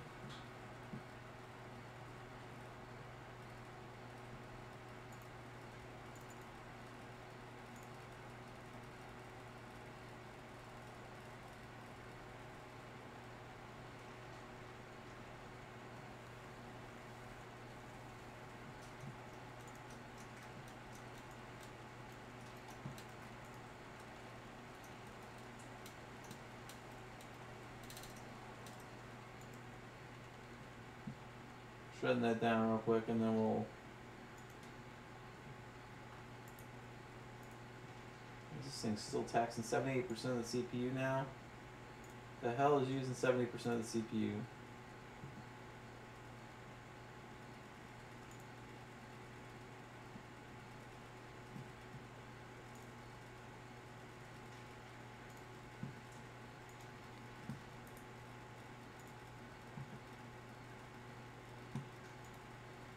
Nothing like trying to mine when it's trying to update.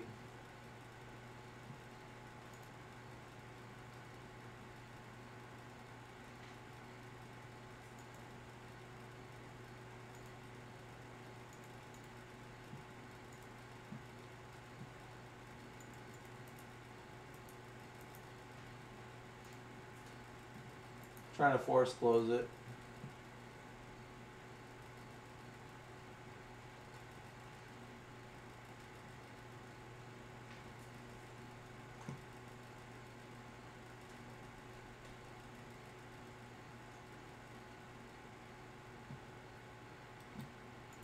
Yeah, it's still deploying Windows updates.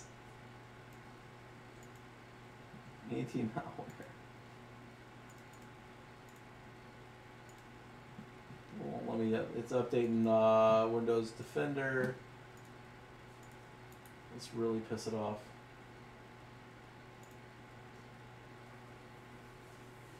Let's do a hard reboot. I'm going to launch Sapphire Tricks before I do this next time.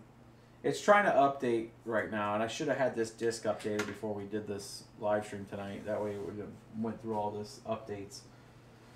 But I like doing the stuff raw with you guys. You guys get to see the drama behind it. It's actually good for you. You guys don't know. It's like Mr. Miyagi, wax on, wax off. You're like, oh, I seen that dude have that problem. And that you pick it up if you're doing mining and you see the same kind of stuff. I think it's very good to see the reciprocation of that. Because if you're having the issue, then you're just like, shit, am I the only guy having this issue? So I think it is valuable for you guys to see the kind of trials and tribulations of that kind of stuff. Just launch this.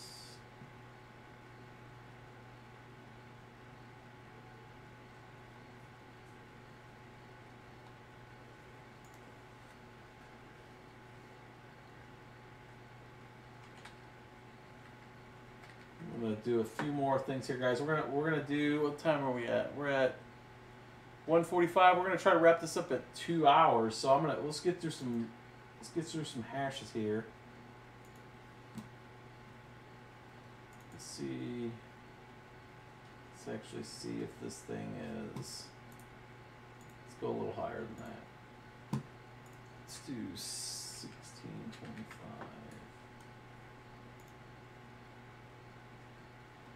I'm going to give this thing a little bit of power.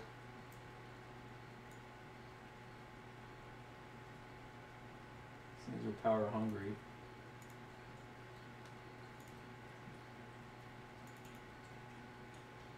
Let's go back to a little bit of Ubik with a little bit of power on one of these things and see if she. Look at that, 40 compute units.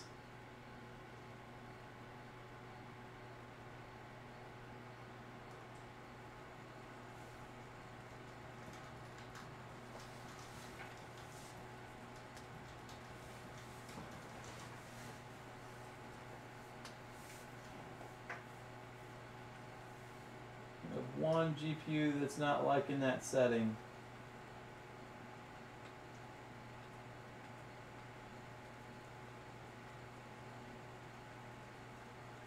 Give me the old Fable 3. Almost 29 on the others.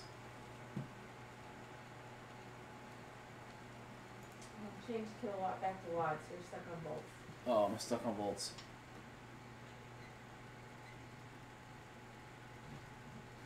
So base, that's the base idle speed at the, look at that, 94. This board's using some juice. It's actually because the processor and everything's spun up right now, and we're at 2%. It's not bad. Is it still sitting there? 92 idle? Have you had a Hynix GTX 1060? Good question. It's been smashed and like so far under the bus in the chat right now. Just didn't know if you were. No. Start from the top. So we obviously have to do Ethereum 3. That way folks can see what Ethereum, oh, maybe not. Not fine. God, 3's got an issue? So all the 1060s you've tested have had, what is it, the Samsung numbers? I gotta fix number 3. Yes. ETH only, Ether mine. So I gotta fix number 3. Let's do some dual mining with Sia 4 and ETH. This may blow the power supply, we'll see.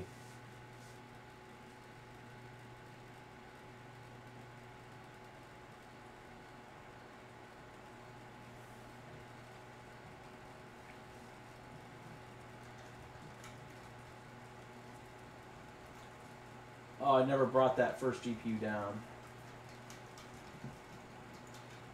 Let me,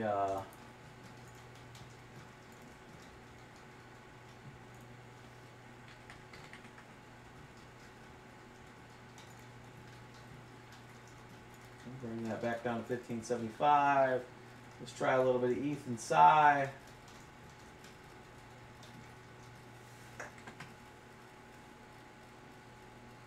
So we're on 1575 memory, trying some ETH and Sia with 6 of these.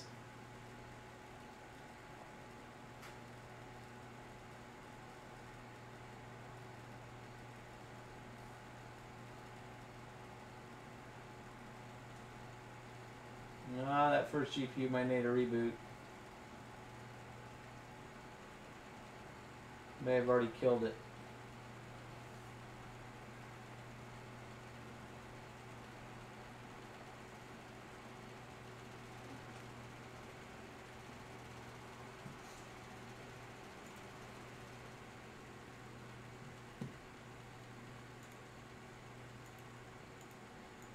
We give it one more reboot. I think the 1625 killed that first GPU. That's a little aggressive. These things are only usually good for about 1600 on the minimum. At least the XFX dual dissipation ones.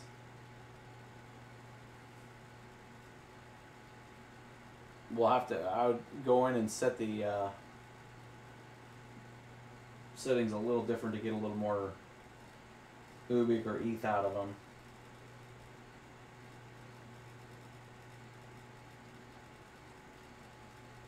But it'd give you a good idea of what they actually do from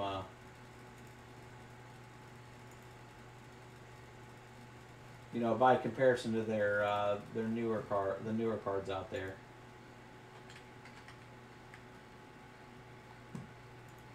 We won't touch the power limit. We're gonna leave the power limit alone.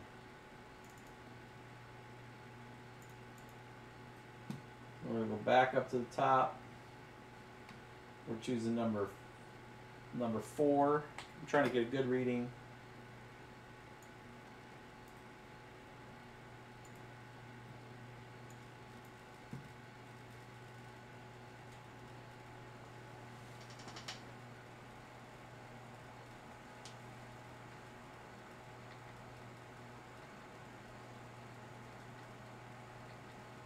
Yeah, I'm just not getting anything on that first card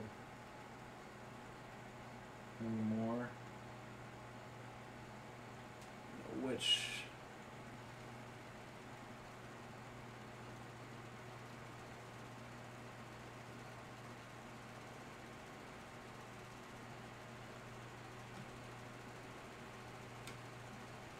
it's actually GPU 1. It's the one that the monitor's plugged in.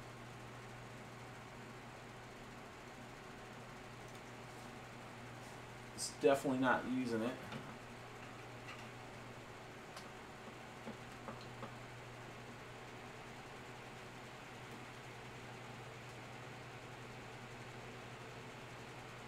Yep, that confirmed it for at least the screen.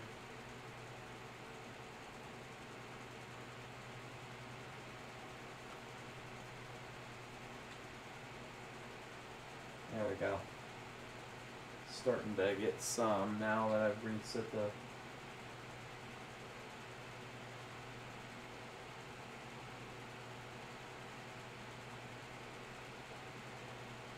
Now, normally what I'd do for that, guys, is I would remove it. I would delete all the instances of other GPUs out there that are hidden, and I'd let it reset the card back up and to restore that card, because I'm only getting 3 on that one right now. Let's see if we can jog it with another.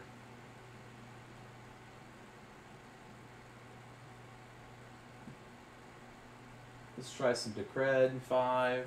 You can at least see the 390 on the other cards in their performance, minus the issue that we're having with the one card. It's actually probably pretty good for the consideration of the power supply that we got in here. Oh, you knocked your power. My who? Kilowatt. Can't see it.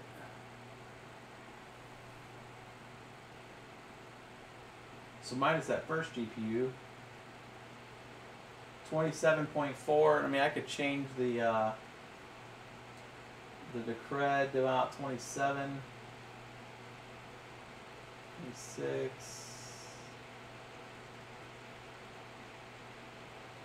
No, you were supposed to.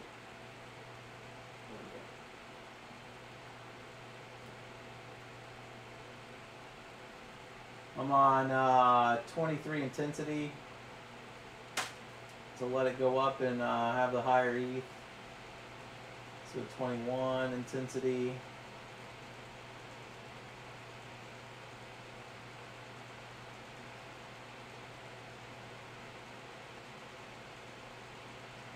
Yeah, so 20 intensity. You want to get some more Decred, you take it up to 30. That's still not bad, guys. I mean, 27 and 800 mega hash into cred. A piece, we're down 700 on that because of that one card having the issue. So this should be about 167 mega hash if we had them all going, and 5,000 5,000 on the mega hash onto cred's not bad.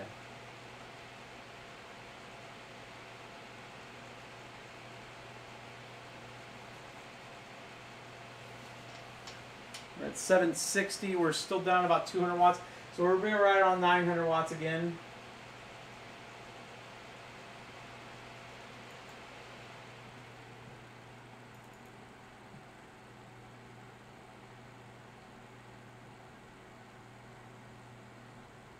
Some library coin dual mine.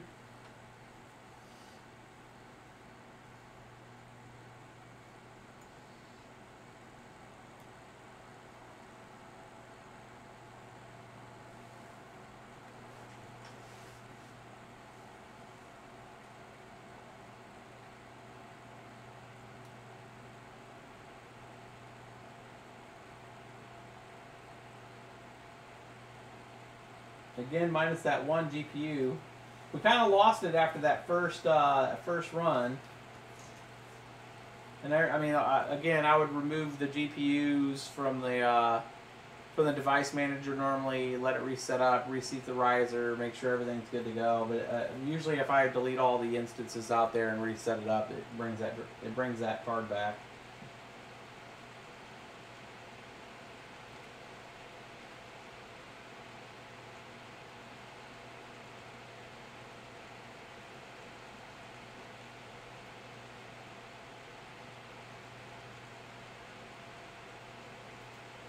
Not bad.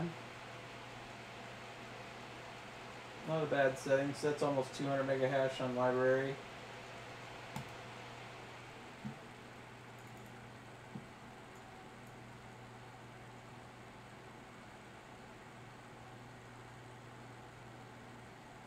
And then let's do the Pascal. Number 7.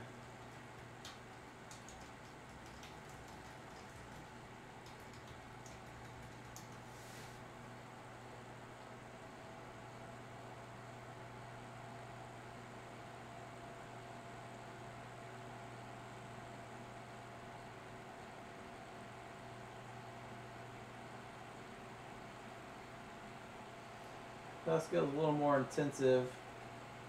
Take that down to about 25. Get a little more Ethereum.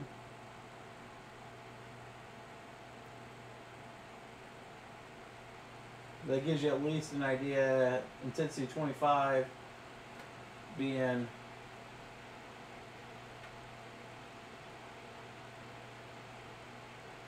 just about 2,500 Pascal mega hash. 2,500 on those.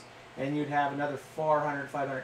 So you'd be right at about 3,000, almost at 3,000 Pascal on this, and about 100 mega hash on Ethereum on that. So if you're trying to do some calculations, figure out what your output would be. Intensity 30, you'd be a little more Pascal, a lot less Ethereum. Go to intensity about 18, 19. Bump you up in the mid-20s for Ethereum. It's actually the better setting.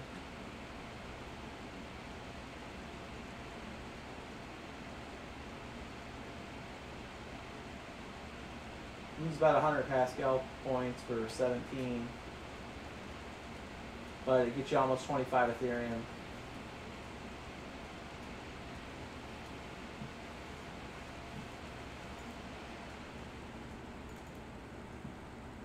That 1575 seems pretty stable.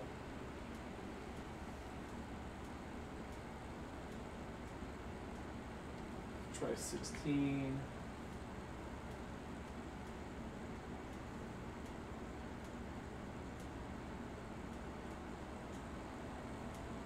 Now this is Monero.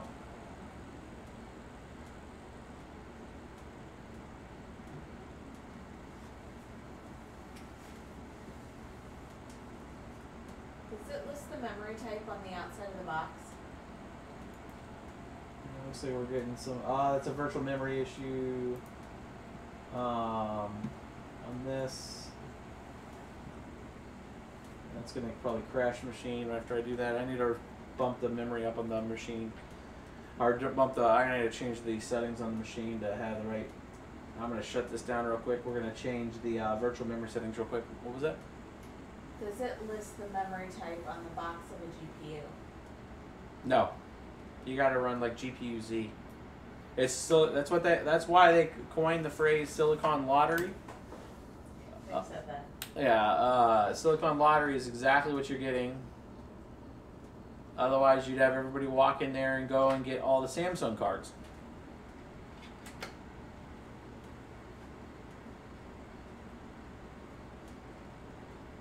And not the Hynix.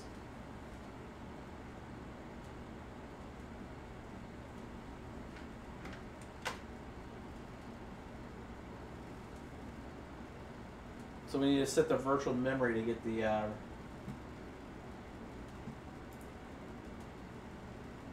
Monero set up. System. Not that system.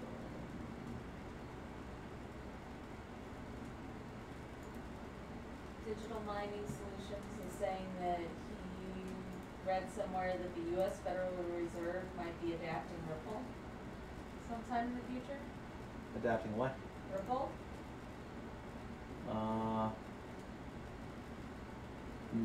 Not that I've heard. And if those words came together in anywhere that had like real direct validity, you would have like Ripple would be 90 cents like overnight, if not more. It'd be $5.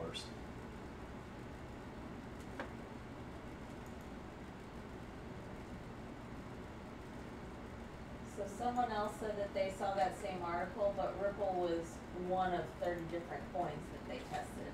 Yeah, I mean, the bottom line, the government's going to test a lot of stuff, guys, moving forward. And, you know, in the beginning, I can highly see it's all going to be privatized in the beginning. And then when they actually get it comfortable enough, maybe go into syndicate it and then eventually to a public chain. But something as large as that going to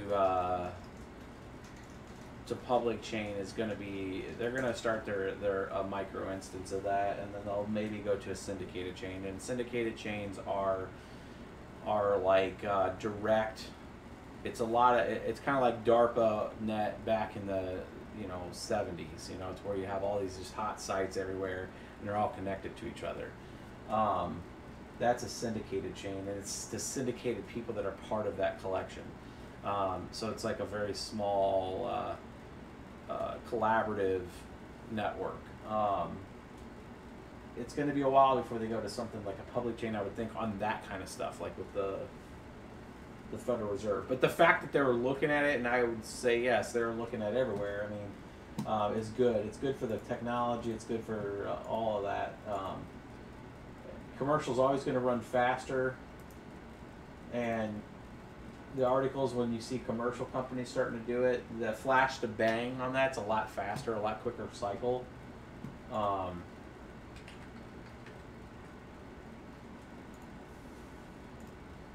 switched again. Yeah, and every time I reboot it, alright, shut it off once.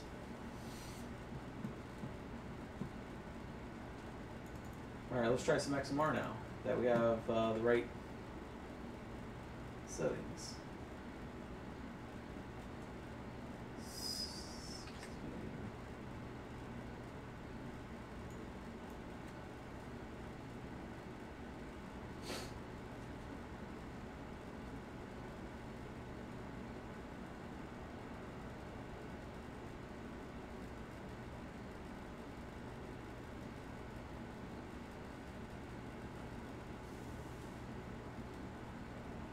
connected to a pool.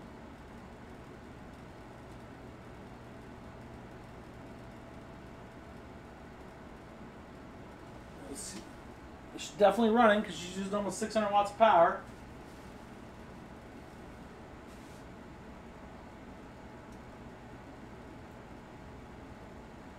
All right, guys, it's at 2 hours, 5 minutes. Let's do to 2:15, and then we'll shut it down. Look at that. There we go. Now, that's probably just the 5 cards.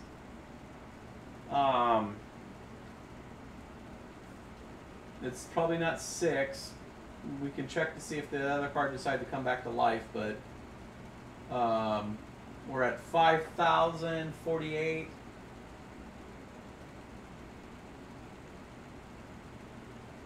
That's for current statistics and for tune mode. A way for me to check is to hit 0. And let's see. So I force closed GPU 0 to see. Let's see if the hash changes. So I just hit 0 to turn that off. We'll see what our hash report is. Let's do an S. Oh no, it looked like that GPU is up. So let's put 0 back on. We're at 3178. There it is, it's back up. So it looks like all the GPUs are running. And we're at 4,085 hash. And we're running about 590 watts on the first PSU, which has the motherboard powered and 3 of the risers and 3 of the cards. And then the second power supply has 3 of the cards and 3 of the risers. So the motherboard's got about 90 more watts of overhead. So you're looking at about 1,000 watts on a 6-card 390 rig.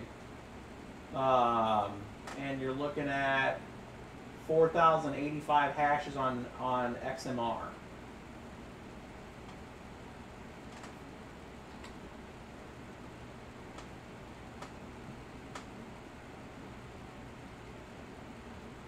And you could probably get it about 4,200, 4,300 if you really went over on the GPU overclock. And shutting it down might crash the machine. We'll see. Monero is super weirdly unstable when you start shutting miners down on it, I've noticed. Alright, it closed. Hopefully it didn't blow the GPUs. We'll see if it did or not. Only got a few more guys and then we'll call it. Let's do some Zcash. Well, Zcash will want not necessarily that memory overclock, but some Zcash for AMD is kind of meh.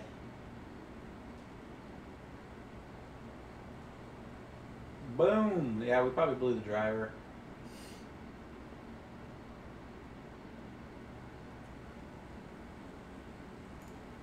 Oh no, it recovered. The GPU 3 now. Let's see if it comes to life. GPU 0 is back, but we're losing GPU 3.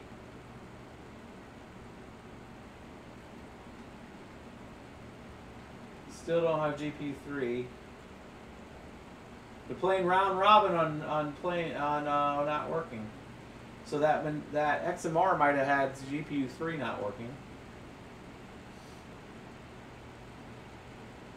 But you're looking at, you know, if it was working another almost 400 mega hash, you're looking at 2,200, 2,300 hash.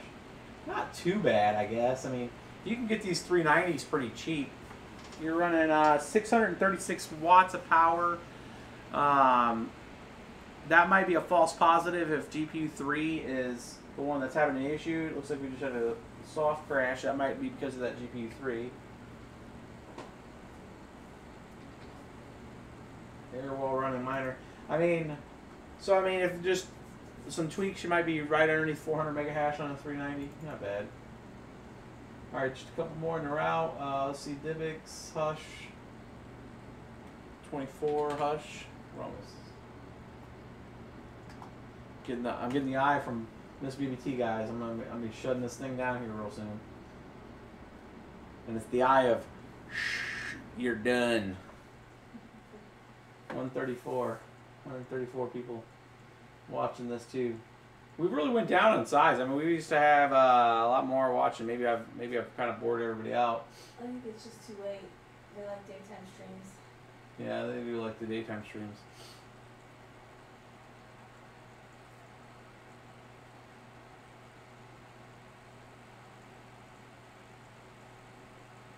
Yeah, GPU 3 try to revive. 390 with Hush. It's almost 400 mega hash cards. You could probably push 400 with the GPU clocked up to about 1120. Hush didn't blow up on us. He's already seen Ubik. Expanse is going to be close to the same as Ubik. Chaincoin. Is that still a thing? Is anybody even mining Chaincoin anymore?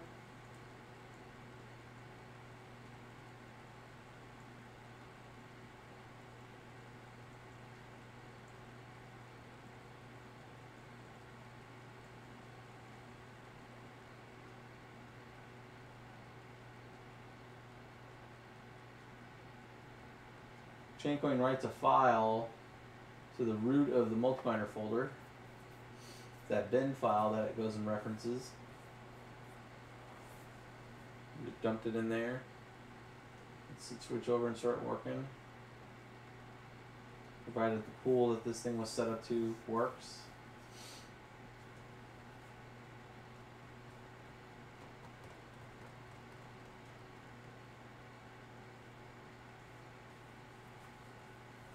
I'm waiting for work available from pools.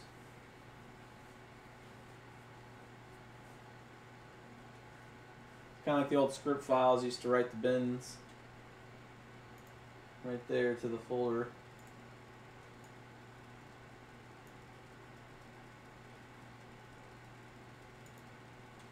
And it doesn't look like that pool's sending work over. Write that one down, Chaincoin.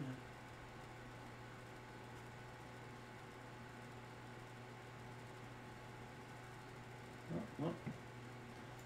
Finally come around. Or did you just puke?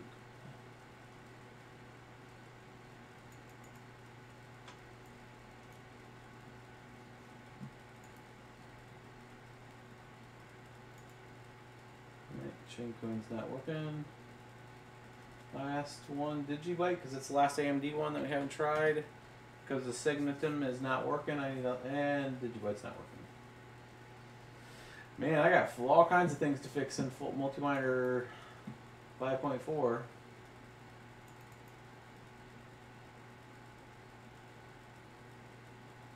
Music coin, I'll do that last. Music coin's based on Ethereum, so it should run everything else. You know, it's based off the same tech as Ethereum. So it should be the same kind of setup with just an epoch level of 29.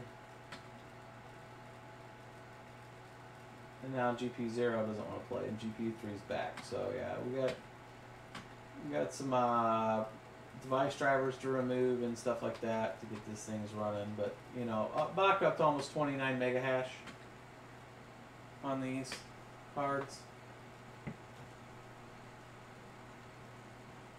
At 636, so that is probably the one card that's down on that thing. So you're looking at another 200 watts of power. These cards are about 290 TDP, up to 275 watts per.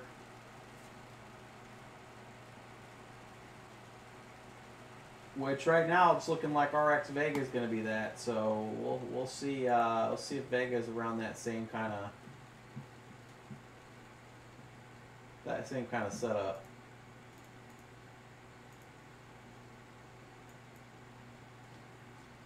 All right, guys. Well, I'll take the questions for a few seconds, and then if there's any more, we will not probably be doing a live stream tomorrow because I have the crew over. We'll be going through. We're trying to get the we've been working on the site a lot, and trying to get that thing to where I can actually get you guys out some stuff on Twitter. I'm going to throw some of the mock-ups that we have right now. That way you guys can at least see it. And then see if we can do a soft launch here real soon. I mean, we've been talking about it for like 3 months, and it's like been the longest thing trying to put together, but we're trying to make it right for you guys. Any questions? I think Miss BBT's sleeping over there. No, I'm not. Just resting my eyes. Yeah, just resting your eyes.